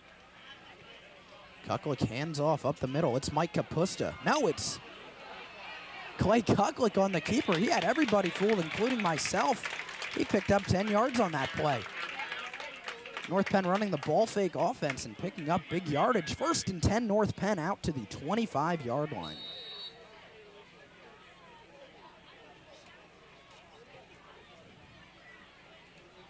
The one thing North Penn does real well, Chad, is when they have ball fakes, and we saw this basically run to perfection against CB West last week, that halfback pass to Heike Johnson, all 11 players for the Knights sold that play.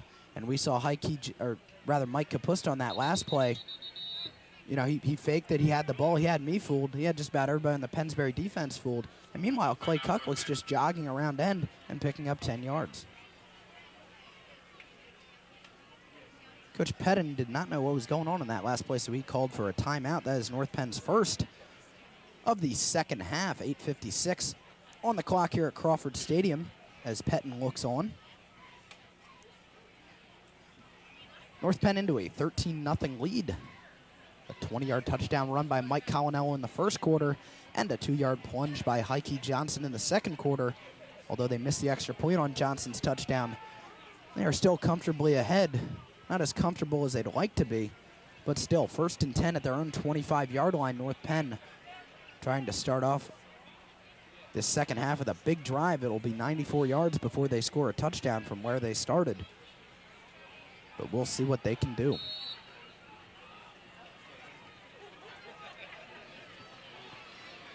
North Penn will stack the line. Double tight end formation, full house backfield. Here goes. This is Mike Landis, and he's got a blocker in Coslow. Another pancake block by the big guy. And Landis is out to the 46-yard line. 1st and 10, North Penn, a pickup of 20 yards on the play for Landis. It was a great job by Landis getting outside, following his block by Coslow. It looked like when he tried to jump Jim Room, number 7, after Coslow killed him, over on the sideline, he got his feet tangled up in his and landed on top of Coslow and rolled out of bounds. So that was another pancake block by good old 76 Dave Coslow for the North Penn Knights. And Mike Landis has not had any carries previous to this game, and he's had Two big ones for the Knights. Here's an option. It goes to Heike Johnson. Not much room, and he's met by a host of Pennsbury defenders, namely Jim Romano, after just a 1-yard gain. 2nd and 9 for the Knights at the 47-yard line. That's the third or fourth option North Penn's run this game. They haven't been running that too well. As soon as Kuklik gets the ball, he pretty much turns and looks like he's pitching it out instead of running the option. Yeah, you really like to see the quarterback hang on to the football as much as possible, and possibly even just kind of fake the pitch out to Heike Johnson and tuck it up. Clock stopped. Timeout for the officials. Is there an equipment problem? Yeah, in the middle of the Pennsbury huddle. Getting attention is Mike Hahn, number 64. Something is wrong with his helmet. Obviously, we can't tell from up here. But they go to work on Hahn. So the clock is stopped, 7:49 to go in the third quarter. North Penn leads 13-0.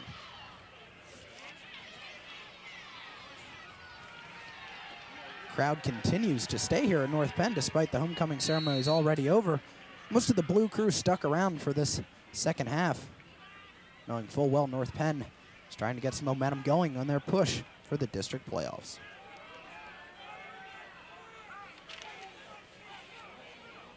Second and 9 for the Knights. Fitzpatrick goes into motion toward the near side.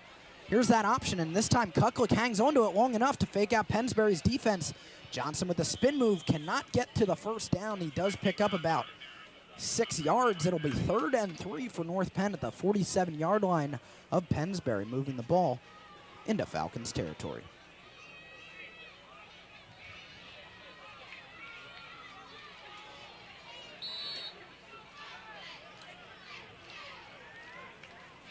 Seven minutes and counting in the third quarter. 3rd and 2, a long 2 for the Knights. Fitzpatrick is the wide receiver. Now they go into motion. Fitzpatrick and Hertz come into double tight end formation. Heike Johnson, the deep man in the Knights backfield. It's a keeper. Clay Kuklik hurdles a player. He is gone. Clay Kuklik is going to go. Touchdown Knights. Clay Kuklik, a beautiful bootleg. Heike Johnson selling the draw up the middle. They run the boot off of that. No flags. North Penn is into a 19-0 lead. It was a great block by Matt Hertz getting outside to take the corner of Tom and Callie. I mean, Callie never had a chance. Hertz just pretty much ran him over, and that was a great job by Kuklik hurdling that other player. Yeah, we saw North Penn kind of go into a tight formation, then switch the strong side. They sent many people into motion, and that set up that run. We might see North Penn go for 2 here as they missed that last point after touchdown attempt, and I believe they are going to do so. Could we maybe see another fake? I don't know. We'll see what they do here. They're going to go with twins to the right. Fitzpatrick and Thomas. Kuklik throws the fade pattern to Fitzpatrick. Oh, he is wide open. But is he out of bounds? No, he catches it. He was so wide open on that play, I didn't know what to do. 2-point conversion is good for the Knights. That fade pattern, they ran that all summer in the passing leagues that they did that fade pattern. Run to perfection there, and a great catch by Fitzpatrick. Here's Clay Kuklik's run through the Pennsbury defense. It was 47-yarder, and there you saw a great move by Kuklik. Great speed through the hole. And there was nobody downfield. Everybody bit the fake to Heike Johnson, and Clay Kuklik just dominant, running through the defense, showing his speed. Well, when you have a running back like Heike, you can use his power and everything else he's been using through the game to your advantage. You can fake it to him, run it outside, fake it to him, give it to another player. You can pretty much just use it all to your advantage.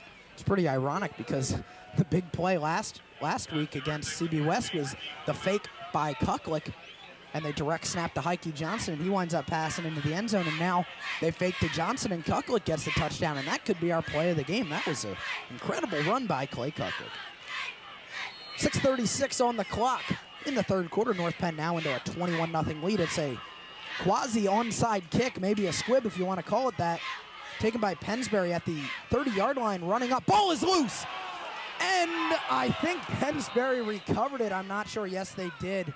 Looked like North Penn's number 41, Ray McKnight, had a chance to recover that. That ball was flying all over the place, and Pennsbury somehow comes up with it.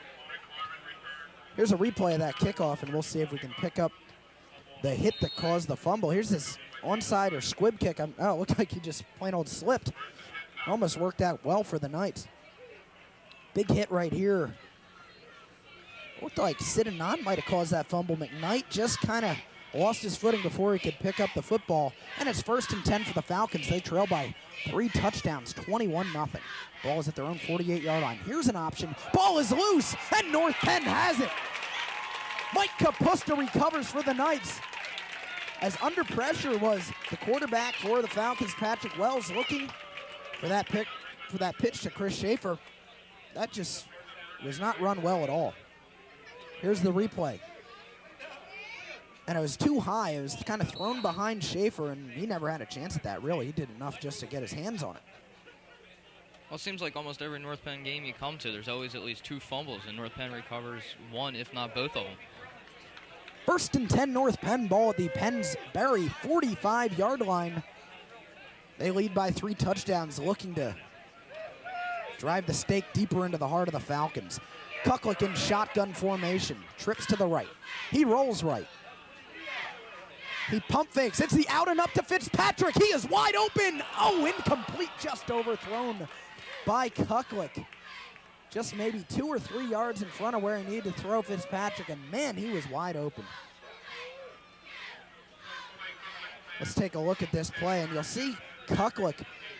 The whole point of this out and up is you pump fake right there, and then Fitzpatrick makes his cut, and he's a good 5-6 yards behind the closest Pennsbury defender. He sold out for that one, tried to give it all he got, but just could not get the completion on the dive. Whenever North Penn's looking for big yards, it seems to be their major pass play. Run the 10 and out and just have Fitzpatrick take up off the field. Here's a pitch to Aaron Thomas. He's got blockers. Can he get the corner? Yes.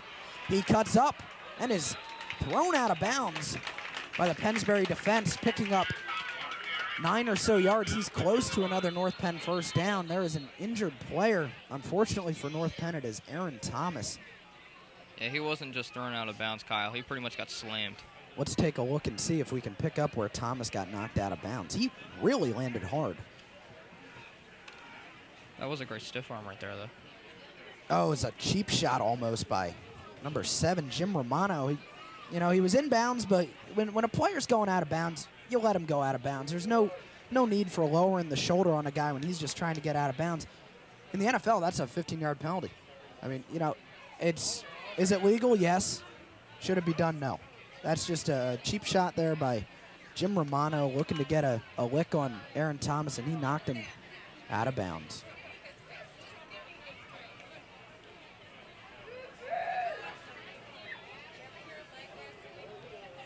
There's also a Pennsbury Falcon injured on this play. I've just been pointed out by Chad Powell. Steve Iazati, number 16, is down at the 50-yard line. It looked like he kind of got faked out in the backfield. Aaron Thomas, good sign for the Knights, is on his feet, limping off under his own power. The big play guy for North Penn recently has been Aaron Thomas, to the tune of a 98-yard run. Reverses, he's the most dangerous player on North Penn's team, and the Knights really lose an X factor if Thomas is out of this game. Trainer Dave DeFusco walking off the field with Aaron Thomas. He'll try to get him back in the game as quickly as possible. We are at the halfway point of the third quarter. 6:06 on the clock. 21-0 is the score. The North Penn Knights are in the lead. Kuklik still under center. 3rd and a long one. The give is to Kapusta. If he falls forward, he can get it. I don't know if he got the first down. We'll see where they spot it. This is going to be close. They'll probably measure.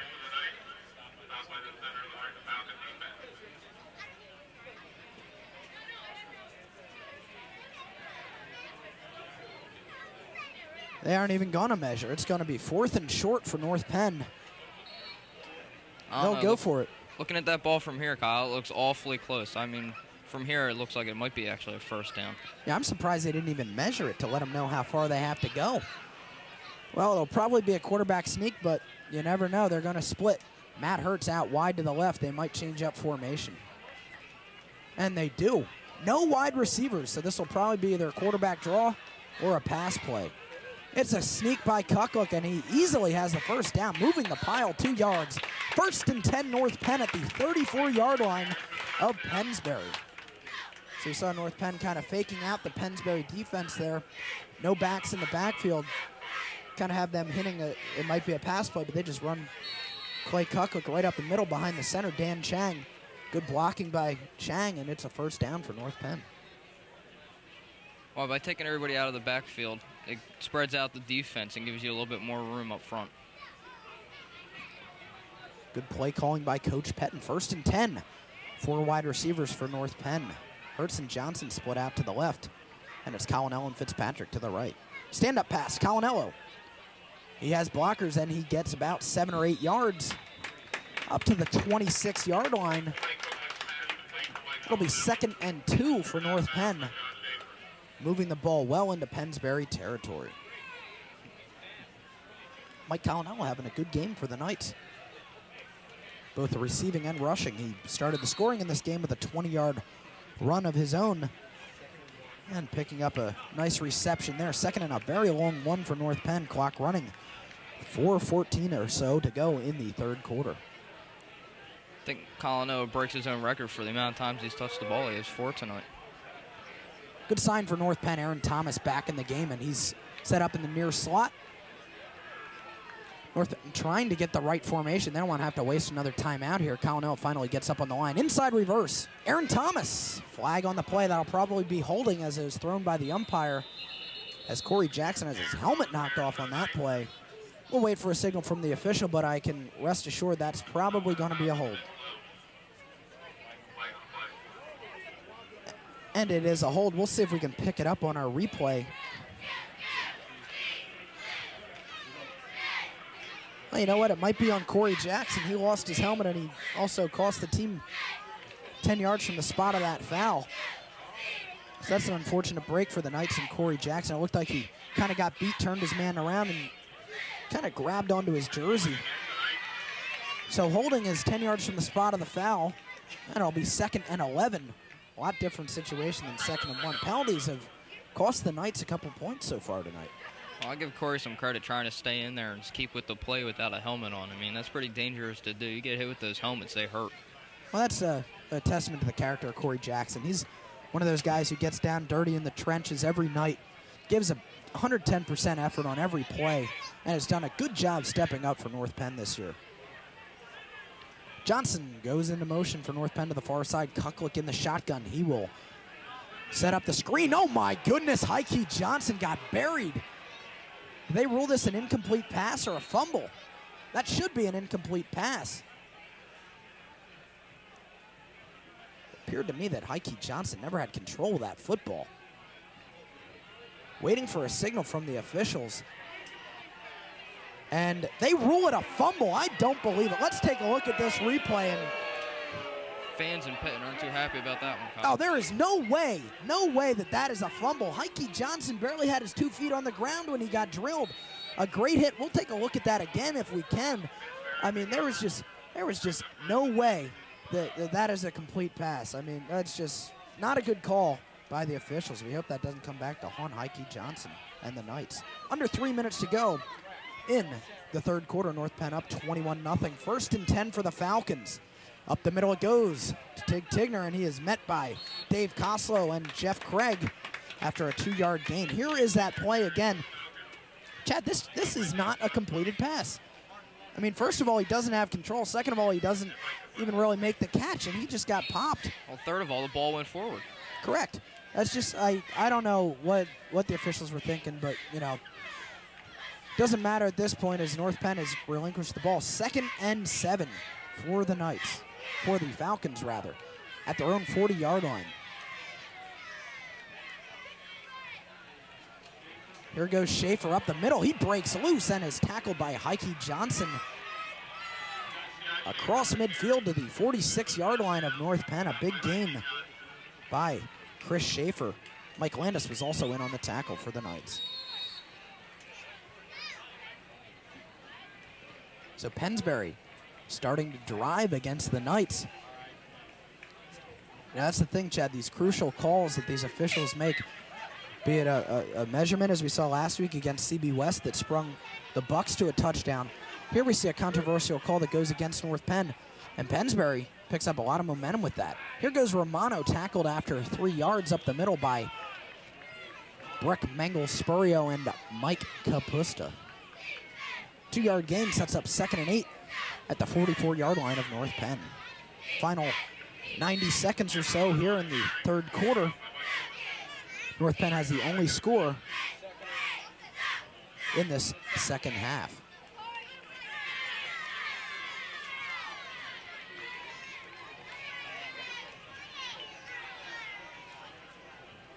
Pennsbury with 3 wide receivers on the play. Jarzik is split to the near side. Up the middle, Romano is wide open. He gets by Heike Johnson. If Johnson can't catch him, he's gone. Johnson makes a touchdown-saving tackle. Blown assignments all over the place for North Penn. Pickup of about 40 yards for Romano. Chad, right there we saw Pennsbury doing, as we'll see this replay here, Pennsbury spreads out the formation, as does North Penn will react to that. And good blocking up front, just getting by Mike Moore was Romano, and Heike Johnson showing his speed, tackling him just outside the 5-yard line. I'll give Pennsbury some credit. I mean, they haven't had any really big plays all game, and they finally came out and showed North Penn that, yes, we can run with you. First and goal from the 5. North Penn leading 21-0, trying to hold on to that shutout. They're going to need a goal line stand right here. Schaefer, the deep man in the backfield. The give is to Schaefer. He gets outside, and he is into the end zone. Touchdown Falcons, Chris Schaefer. And Pennsbury is on the board, 21-6 here at Crawford Stadium. All Schaefer needed to do was get outside North Penn's defensive end. And as soon as he turned the corner, you could pretty much tell he was going to score. I don't think if he didn't dive from about 4 yards out, he may not have made it in, Kyle. On to kick the extra point for the Falcons is the left-footed kicker, E.J. Cochran. This touchdown coming with 26 seconds left in the third quarter. Wells will spot. Ball is spotted, kick is up. It is shanked, but it is good. That's about as ugly as they come, but nonetheless, chalk another point on the board for Pennsbury, 21-7. There you see the replay of the touchdown. Just a dive from about 3 yards out. A good effort by Schaefer, getting Pennsbury on the board. Don't look now, Chad, but all of a sudden we got ourselves a ball game. You talk about that being an ugly kick. I don't know. I think I saw one a little bit worse by John Corson a couple of touchdowns ago. I mean, he shanked that one and missed. Yeah, that tonight has not been the clinic on how to kick an extra point. But, of course, Corson not used to being a place kicker for the Knights. He's done kickoffs in the past, but this is the first time he's been on to kick extra points. It's kind of tough to ask Corson to come in and do this. He's done a nice job of filling in for the injured Wes Heinel. But, you know, the footing is still not there. I mean, we saw in the opening kickoff, or the kickoff after North Penn's touchdown, I should say, you know, there's just a bit of a slip-up by Corson as he went to kick the ball. There's number 1, Joe Talese, on the sideline hanging out. We should see him next week at CB East, a big game for the Knights. That'll be huge to have their starting quarterback back in the lineup if Talese can come back. Of course, he was injured his medial collateral ligament at Council Rock several weeks ago, and he's taken a while to get back. But unlike Chris McKelvey, who sort of suffered the same injury, requires a little bit more mobility, obviously, at the quarterback position than tackle. McKelvey came back last week against CB West and did an admirable job. If North Penn can get Talese back, they stand a pretty good chance of making the playoffs. E.J. Cochran on the kick for the Falcons. It's a high, booming kick. Aaron Thomas will take it at his own 15-yard line. Doesn't get much blocking, and he is slammed after only maybe a 7-yard gain by the Pennsbury coverage downfield. So special teams for North Penn have not been the greatest tonight, giving up a couple big kickoff returns and not getting many good returns of their own. 1st and 10 North Penn at the 23-yard line. 21 seconds to go in the third quarter. Another player who's doing better for the Knights, but isn't expected back for a while, is Martin Leonard. He got his cast off yesterday. Says his foot's feeling a lot better. There's not that much pain. Yeah, we might see him back if the Knights make the state playoffs late in November, early December. Heike Johnson, Iveer left, picks up 2 yards tops on that play. He's out to the 25-yard line, and that should be the last play of the third quarter as we're under 10 seconds to go here at Crawford Stadium. So, Chad, this game is far from over as we see the clock come to a close here in the third quarter. This game is far from over. It's 21-7. We got ourselves a contest here. North Penn's going to have to step up in the fourth quarter. Well, we'll have that fourth quarter for you. The final 12 minutes of action here at Crawford Stadium promises to be an exciting finish. Back after this on North Penn Television. Stay with us.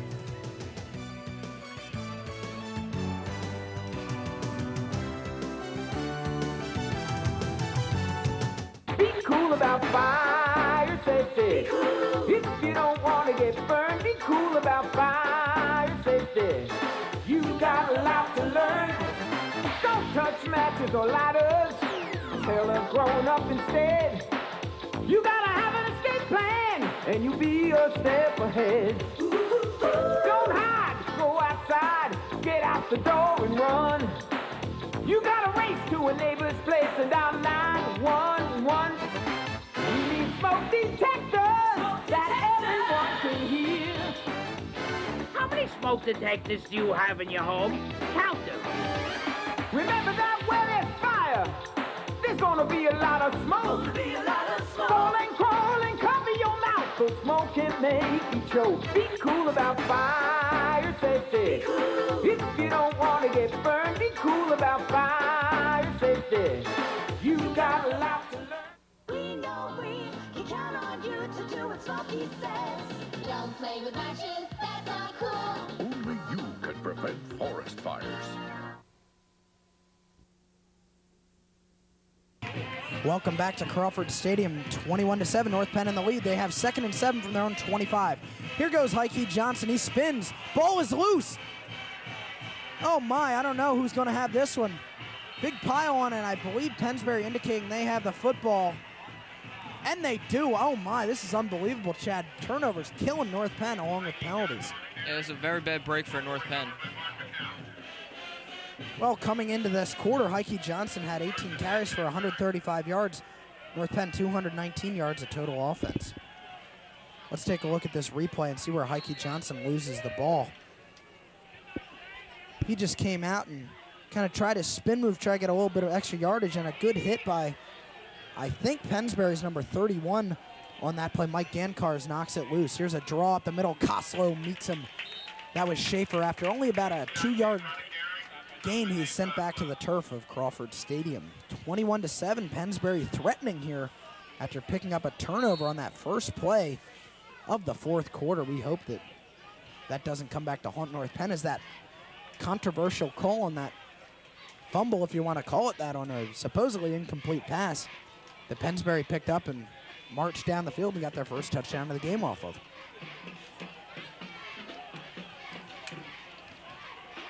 Pennsbury's single setback in the backfield is Jim Romano. Pat Wells still at quarterback. No, there's a new quarterback, I beg your pardon. Dan Mullen, number 13, is into the game, Chad. We thought we might see a quarterback change, and the Falcons have brought in the senior Dan Mullen for the fourth quarter. It'll be 3rd and a long 3 for the Falcons at the North Penn 23-yard line. The Knights need to come up with a big stand here to try to stop the Falcons before they can get any deeper into North Penn territory.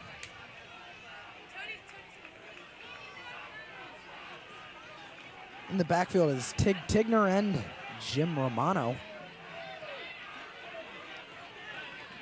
Mullen gives up the middle to Tigner. He is met after a 6-yard gain by Mike Colonello of the Knights, but it is 1st and 10 for the Falcons at the 11-yard line of North Penn. North Penn's defense needs to come up really big right here. If they don't, this could turn into actually a really close game at the end of this quarter.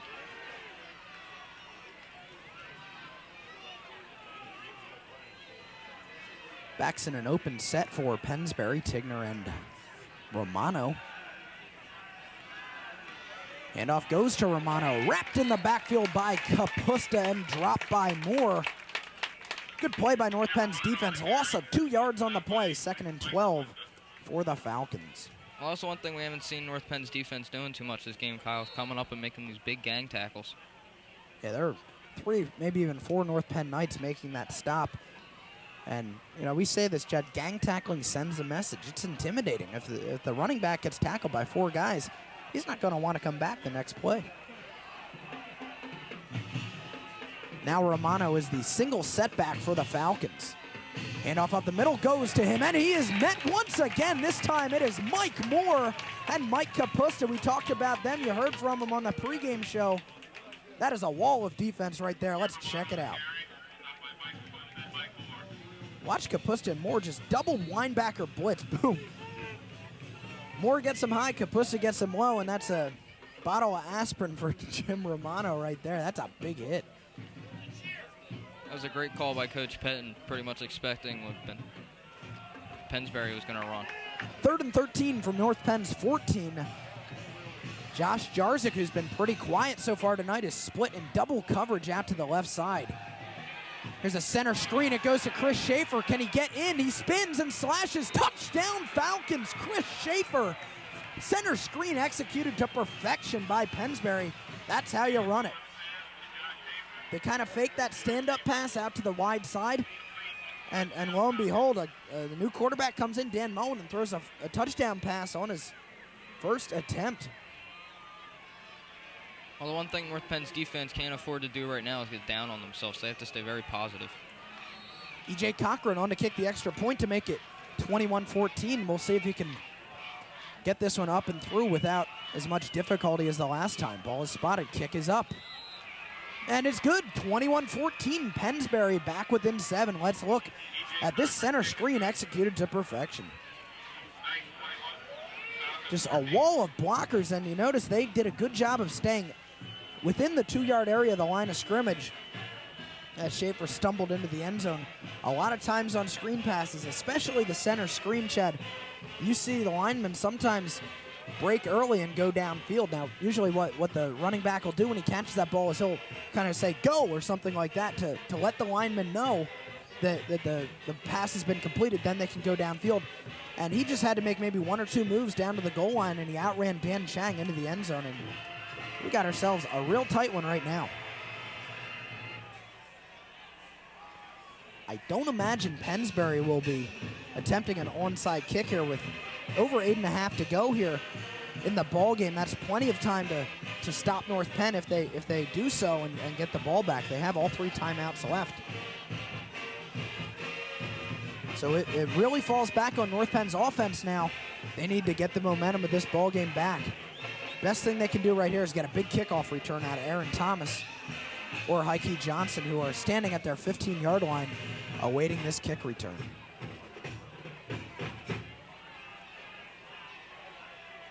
Thinking you might see the Pennsbury kicker trying to kick it to Aaron Thomas since he hasn't been fielding the ball too well in the air.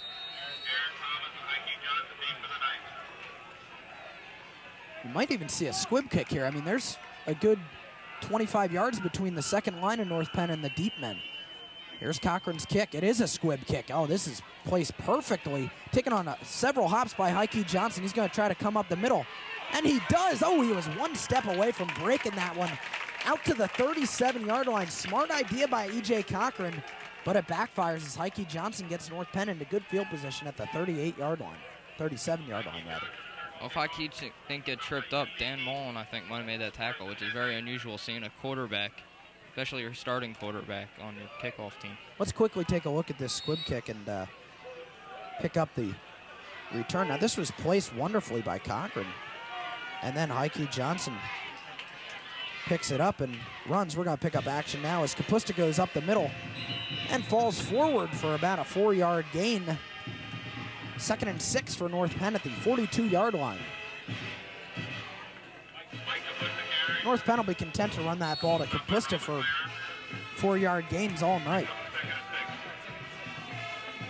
With only almost 8 minutes left on the clock, I'm assuming North Penn's just going to try and keep the ball on the ground, only passing necessary passing downs.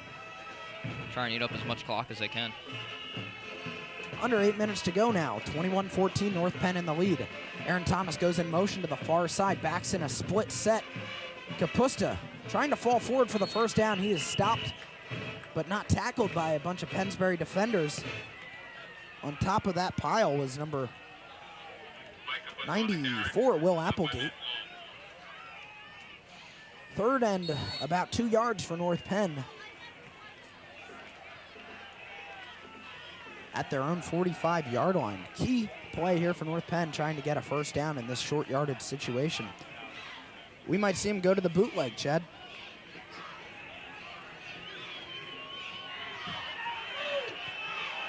Well, they're going to bring everybody into a double tight end tight formation. Colonello, Kapusta, and Johnson lined up in the backfield. Kucklick with the hard count, trying to draw Pennsbury off sides. Did he? I'm not sure. Flags all over the place. We'll see if we can pick up the signal. Not sure if North Penn moved or Pennsbury did. The call is going to be delay of game against North Penn. Oh, that is a tough call. Of course, they have to get the play off between 25 seconds after the ball is spotted, and apparently they did not do so. So the play selection will change here, maybe a different formation. 3rd and 7, penalties killing North Penn tonight. Well, that's rarely called in high school ball. I mean, it's kind of hard to get your play from your coach and then call the play within 25 seconds up at the line. Sometimes the officials give you 30 seconds. Now North Penn will change formation, switching strong sides as Hertz goes to the far side as tight end. Inside reverse, Colonello. He has nowhere to go, but he somehow breaks free and gets the first down. Ball is loose. North Penn recovers. 1st and 10, North Penn. Almost coughing up the football after picking up the first down was Mike Colonello. There's Martin Leonard. He's a happy guy, although he'd much rather see North Penn into a bit of a bigger lead here. 21-14. Let's take a look at Mike Colonello's run. There's that inside reverse that they run so well, and at the end here, the ball pops loose. Big hit by Pennsbury, but Evan Fitzpatrick on the spot, beating Chris Schaefer to the football. Halfway point of the 4th quarter, 6.5 to go. 21-14, North Penn in the lead. Heike Johnson, Iveer right. Good pursuit by Pennsbury's defense. Number 64, Mike Hahn, wrapping up Heike Johnson as he crossed the line of scrimmage. He'll pick up 5 yards, however. 2nd and 5 for the Knights at the 45-yard line of Pennsbury. I think Dave Costa was a little disappointed Heike got drugged down from behind there. He had his eyes set on number 30, Schaefer. Yeah, well, Koslow is the main guy on that Iveer play. He's lined up at guard, and he pulls to the other side of the ball. A testament to his speed and his quickness, but just getting caught from behind is Heike Johnson. Here's the same play. And he gets by the last man, just loses footing at the 28-yard line. 1st and 10, North Penn. Heike Johnson picking things up for the Knights when they need to. Here's the replay of that run, and we'll see Heike Johnson almost break this. Good blocking up front, and Koslow just that time was a step behind Heike Johnson as Chris Schaefer did a nice job of breaking down and getting Heike Johnson to go down. 1st and 10 for the Knights at the 28-yard line. They'll spread out. Thomas and Fitzpatrick to the far side. Johnson off tackle, wrapped up after a 4-yard gain. Picking up the stop for Pennsbury is number 64 again, Mike Hahn. Hahn has done a good job of holding his own on the defensive line for the Falcons. He goes 6'1", 245, and he's lined up against the right guard for the Knights, Corey Jackson. I think Coach Pett might have some kind of strategy running these plays. He keeps running to the same side, pulling Koslow, and every single time Koslow seems to zero in on Chris Schaefer. Now it's Mike Kapusta up the middle to change things up a bit. He's still churning his feet close to a North Penn first down. Very close. He might have it. I'm not sure from here. Well, that's something you like to see a running back doing. After he gets hit in his first initial contact, he keeps his legs churning to try and get a little extra yardage. Well, that play is all for naught as there was a flag on that play. It's a procedure penalty against North Penn. Usually when you see that signal as not being a dead ball foul, such as a false start. That usually means maybe 6 men on the line of scrimmage.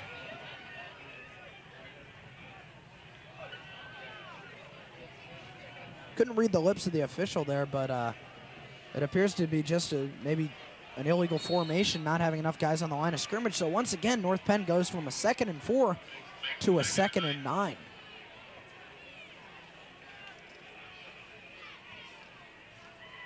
North Penn has not played a very disciplined game on offense tonight. Usually they boast about being a team that does not hurt themselves with penalties. We've seen an awful lot tonight. Here's the bootleg. Kuklik is met in the backfield by 3 or 4 Pennsbury defenders. Romano picked up a stop on that play, as did number 25, Mark Michaud. 3rd and about 7 for North Penn. They need to get another first down to possibly get in a field goal range. Pretty tall order for a 41-yard field goal out of John Corson, stepping in for Wes Heinel. Corson is warming up on the sideline in case they need him in there.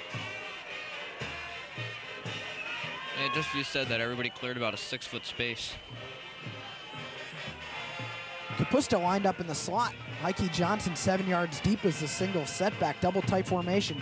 It's a reverse to Thomas. Oh, he's got plenty of room. He makes a cut, and he is inside the 10-yard line. 1st and 10, North Penn.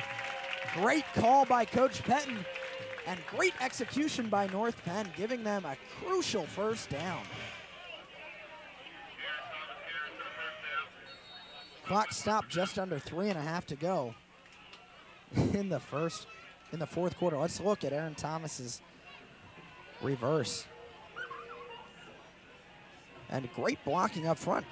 Look at that, Clay Kuklik. That is the job of the quarterback on a reverse. Block the lead man. He does a great job, and he springs Aaron Thomas for the first down. Here goes Heike Johnson off tackle, breaks outside. Touchdown Knights, Heike Johnson. North Penn finally gets some breathing room. 27-14 as 2:54 remains on the clock. You know, we've got to give credit to Clay Kuklik for giving Aaron Thomas that block on that last play to spring him for the reverse for the first down, and then handing the ball off to Heike Johnson. Good cut by number 2 to get outside and score. Yeah, for everybody who's used to watching the NFL run the reverse, I mean, the quarterback comes out and he acts like he's trying to throw a block, but Kuklik came out, actually did hit somebody. 2:54 on the clock in the 4th quarter. 27-14 is the score. Extra point to follow. John Corson on the kick, ball is spotted. Kick is up. And it's good. John Corson makes good on his extra point attempt. 28-14. Here's Heike Johnson. Great cut at the end. Good job by Johnson to stay up and take that hit by Schaefer. But he gets into the end zone for the touchdown. North Penn with some breathing room. They got to play some defense now, though, Chad. Yes, now it's like we've been talking about. Their defense needs to step up big time right now and just stop Pennsbury from marching down the field. And if they can do that, they can come out here with a victory cup. I would like to remind you to stay tuned after the conclusion of this game. We hope to get an exclusive interview with Coach Pettin right after the game is over. We'll have some final stats, and then we'll turn the show over to the Marching Knights, and we'll have a chance to see their performance. You heard John Fox, Representative John Fox, talking about how great the Marching Knights were, and we'll have a chance to see what he was talking about after this game. So make sure you stay tuned to North Penn Television. Wes Heinel is on to kick for North Penn, so that's good to see him back in the game. Jarzik and Schaefer back to receive for the Falcons. Heinel approaches the ball, and he booms this one deep inside the 10-yard line, taken by Jarzik and bobbled. Dan Brown, the first man down, can't tackle him, but Sidanand, among others, makes the stop. The 3rd special teams tackle tonight by Steve Francis. He's having a monster game on the kickoff coverage team. That was a great job by Dan Brown, coming down and pushing him outside into everywhere all his other players were coming from. Well, Pennsbury will stick with Dan Mullen, number 13 at quarterback, looking for some senior leadership as they see him down 28-14, down by 2 touchdowns, 2:52 to go. The Falcons do have all 3 of their timeouts. we're going to see an awful lot of passing, you would imagine.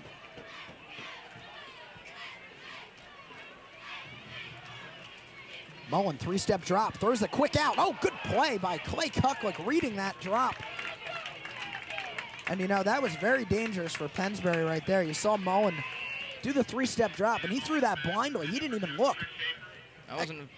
That wasn't a very smart play by Schaefer, though, either. I mean, he tried to catch the ball instead of knocking it down with Kucklick being right there, and he wound up tipping the ball into the air again. That could have quite easily been 6 the other way for North Penn. But you saw, I mean, you said, Chad, there comes a point that a receiver has to start playing cornerback almost and trying to knock the ball away. When you have to concede that the guy's going to intercept the ball, you have to try to get a hand in there and knock it down. Falcons send twins to the right, Jarzik and Iazati. Mullen drops back straight. Oh, wide open over the middle is Schaefer, falling into that cover 2 coverage of North Penn. That little 15-yard box in between the 2 tackles is always wide open in that zone coverage that the Knights have. And Pennsbury dissects that coverage and comes right up the middle with a big gain. 1st and 10 for the Falcons, 2:40 to go in the ball game. Right now, I'm surprised Coach Pettin isn't chewing out Steve Wagner. He came up and tried to put a shoulder into Schaefer, but there was nothing doing to it. 1st and 10 for the Falcons. A little confusion there. Dominic McCallie did not know where he was going, but Mullen tells him where to go. Here's a draw play. Met in the backfield is Romano by Mike Kapusta and Fran Mahan. Good tackle by the North Penn defense. 2nd and 13 after a 3-yard loss by Romano. Pennsbury in the no huddle running the hurry-up offense. North Penn doesn't know where they're going to be going on defense. 3-step drop. Fires over the middle and is nowhere near a receiver. The closest guy to that pass was Josh Jarzik as Mullen throws it away. 3rd and 12. So Pennsbury could very well be down to their last 2 plays. They do call a timeout, and they're going to discuss things as the clock is frozen with a $1:55 on the clock at Crawford Stadium. Well, you called it, Kyle. Pennsbury's been coming out throwing. I mean, that's exactly what we saw Don Mullen doing in the pregame, coming out throwing bullets right in people's chest. I mean, yeah, we saw Patrick Wells throwing 5 yards over guys' heads, throwing the wrong patterns. I mean, guys were running 5 and outs, and he was throwing 15-yard slant patterns to them. And really, I mean, therein lies the leadership that comes with being a senior. And Dan Mullen has stepped up and done admirably. I mean, he threw that perfect. And when I say perfect, I mean perfect. Center screen pass to Chris Schaefer, giving Pennsbury their 2nd touchdown of the game. And that, at that point, brought them back within 1 touchdown of North Penn. But the Knights do a good job of putting together a solid drive and coming back and getting another touchdown. 28-14 is the score. Just under 2 minutes to go in the ball game. Pennsbury just called their first timeout. They have 2 remaining in the ball game.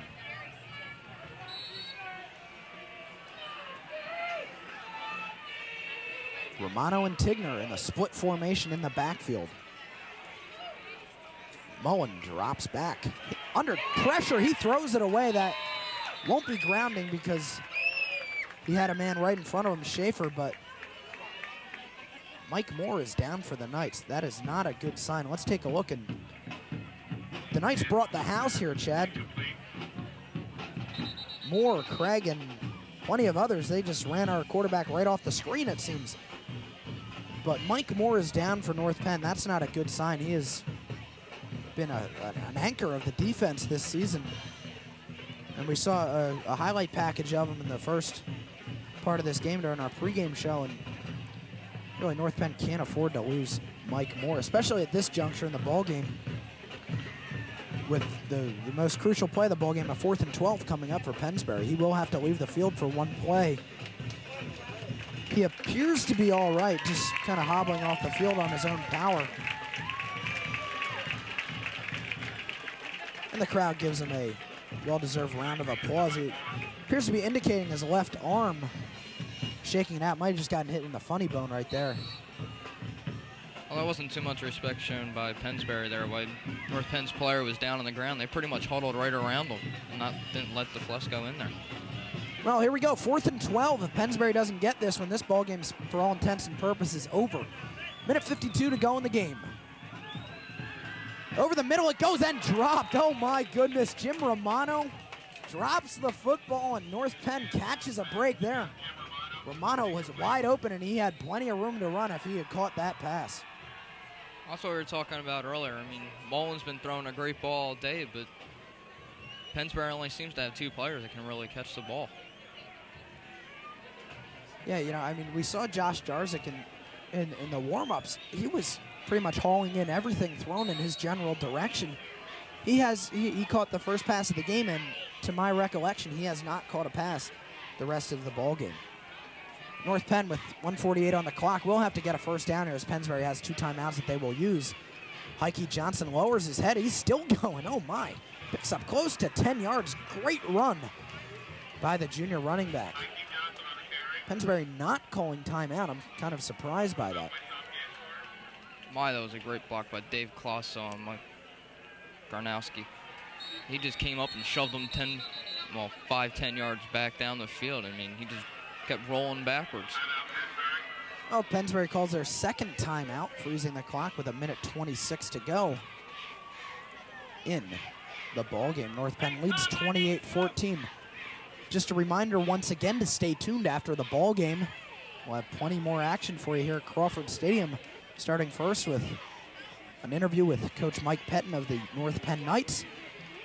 We'll discuss the game a bit, and then we'll go into some stats, and we'll bring you the world-famous North Penn Marching Knights and their performance of a young person's guide to the arts.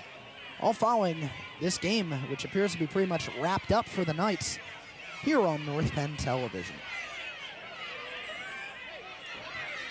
So Pennsbury will have 1 timeout remaining after this play is underway, but it appears that it won't matter. As long as North Penn can hang on to the football, they'll have this game in hand.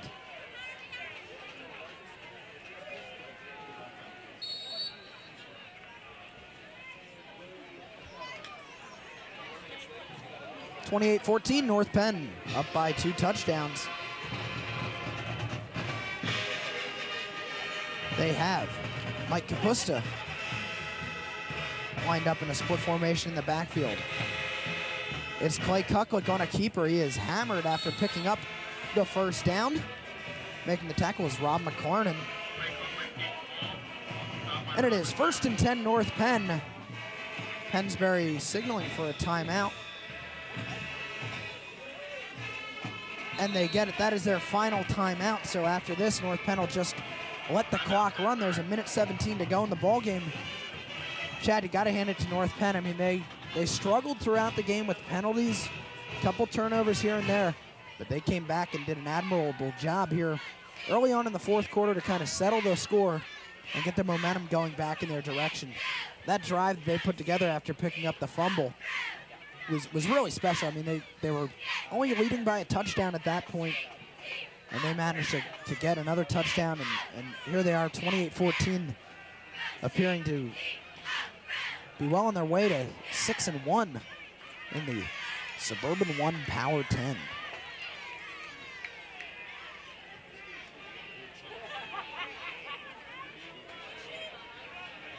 Minute 17 on the clock. That's all that's left in the ball game, and that's all that separates North Penn from their 6th win,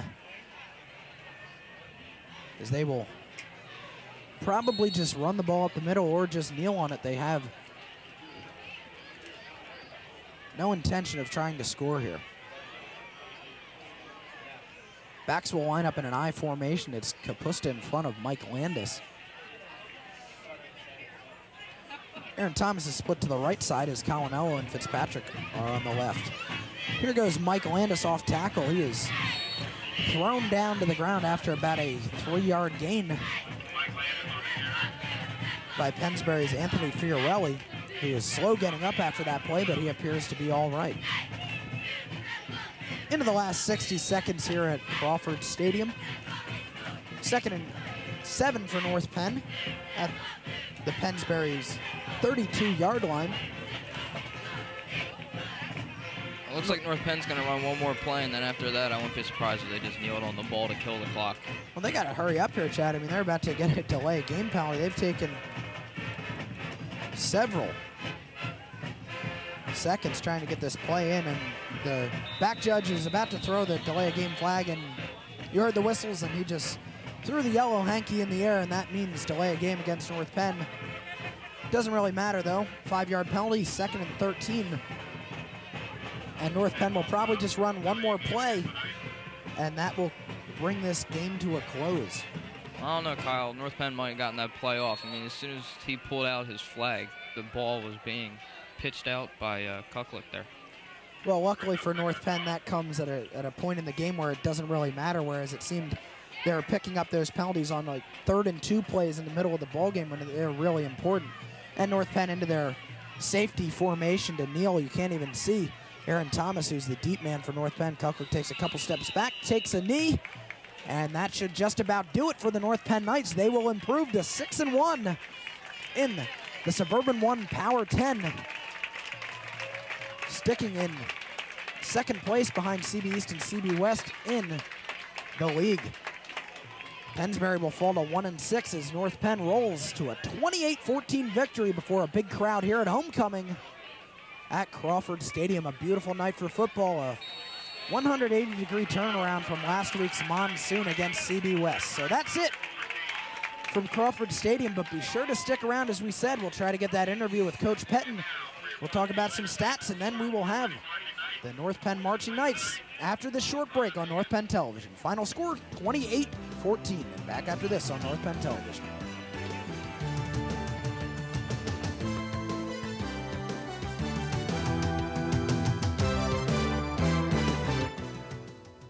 Here's my nephew Scruff, about to run into trouble again. Hey, Bobo, where's your video game? In here. Well, look at this. Uh-oh. It's my dad's. You want to hold it? What'll I do? You'll see, but that's not the only problem he has. Hey, here's a shortcut. Not down there, Square. I don't think it's safe. Come on, the coast is clear. I'm not taking a chance, Lance. Oh, no. Well, hello, Dogface. Come to give us your sneakers. Uh-oh, trouble again, Scruff. What are you gonna do now? I don't know. If you get my new comic activity book, More Adventures with Scruff, you'll find out what you can do about bullies, drugs, and guns. Am I the hero again? You'll see. And you'll see lots of games. Cool. For your free copy of my new comic activity book, write Scruff McGruff, Chicago, Illinois, 60652. Scruff McGruff, Chicago, Illinois, 60652. And you'll be helping take a bite out of crime. I want it. Be cool about fire safety. What would you do if you were on fire? I don't know. Jump in a tub? No, you gotta stop, drop, and roll. If your clothes got fire, you gotta drop to the ground. If your clothes got fire, you gotta roll round and round. You just stop, drop, and roll. Stop, drop, and roll. Get down on the ground and stop, drop, and roll. Get down on the ground and don't you ever stand. Roll round and round and cover your face with your hands. You just stop, drop, and roll. Stop, drop, and roll. Get down on the ground and stop, drop, and roll. Stop, drop, and roll, baby.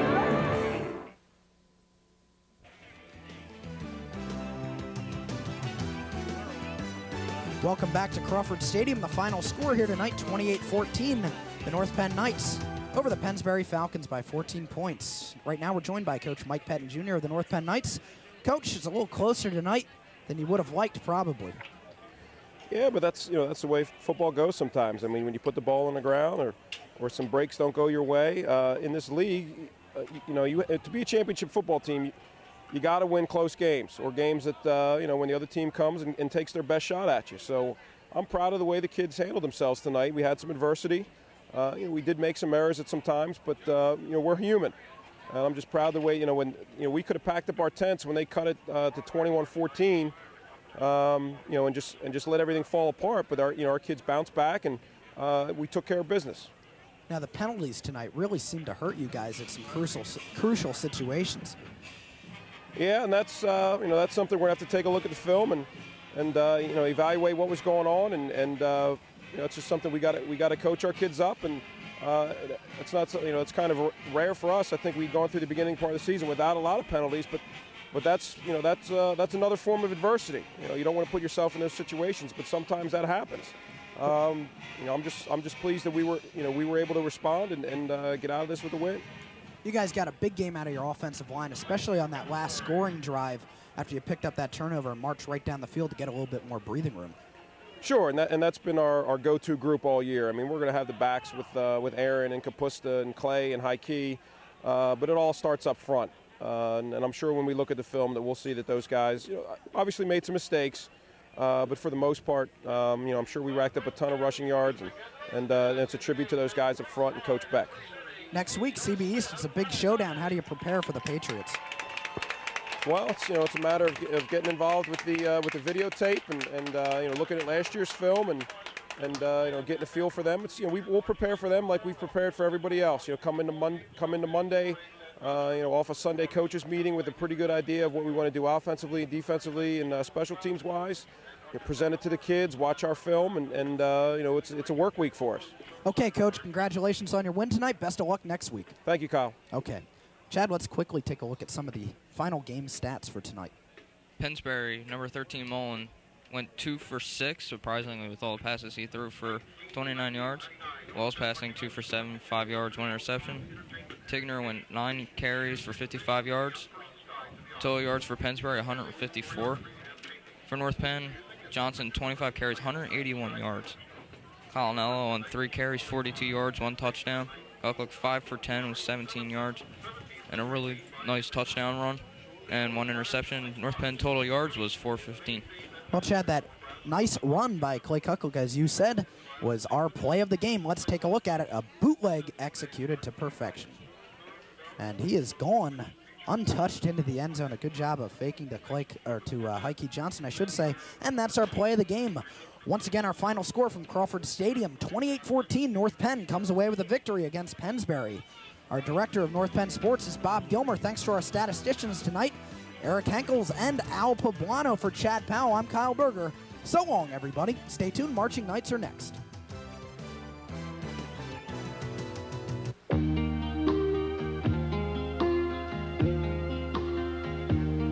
I see trees of green, red roses too. I see them bloom for me and you. And I think to myself, what a wonderful world. I see skies of blue and clouds of white, the bright blessed days, the dark sacred nights. And I think to myself, what a wonderful world. If you're not recycling, you're throwing it all away.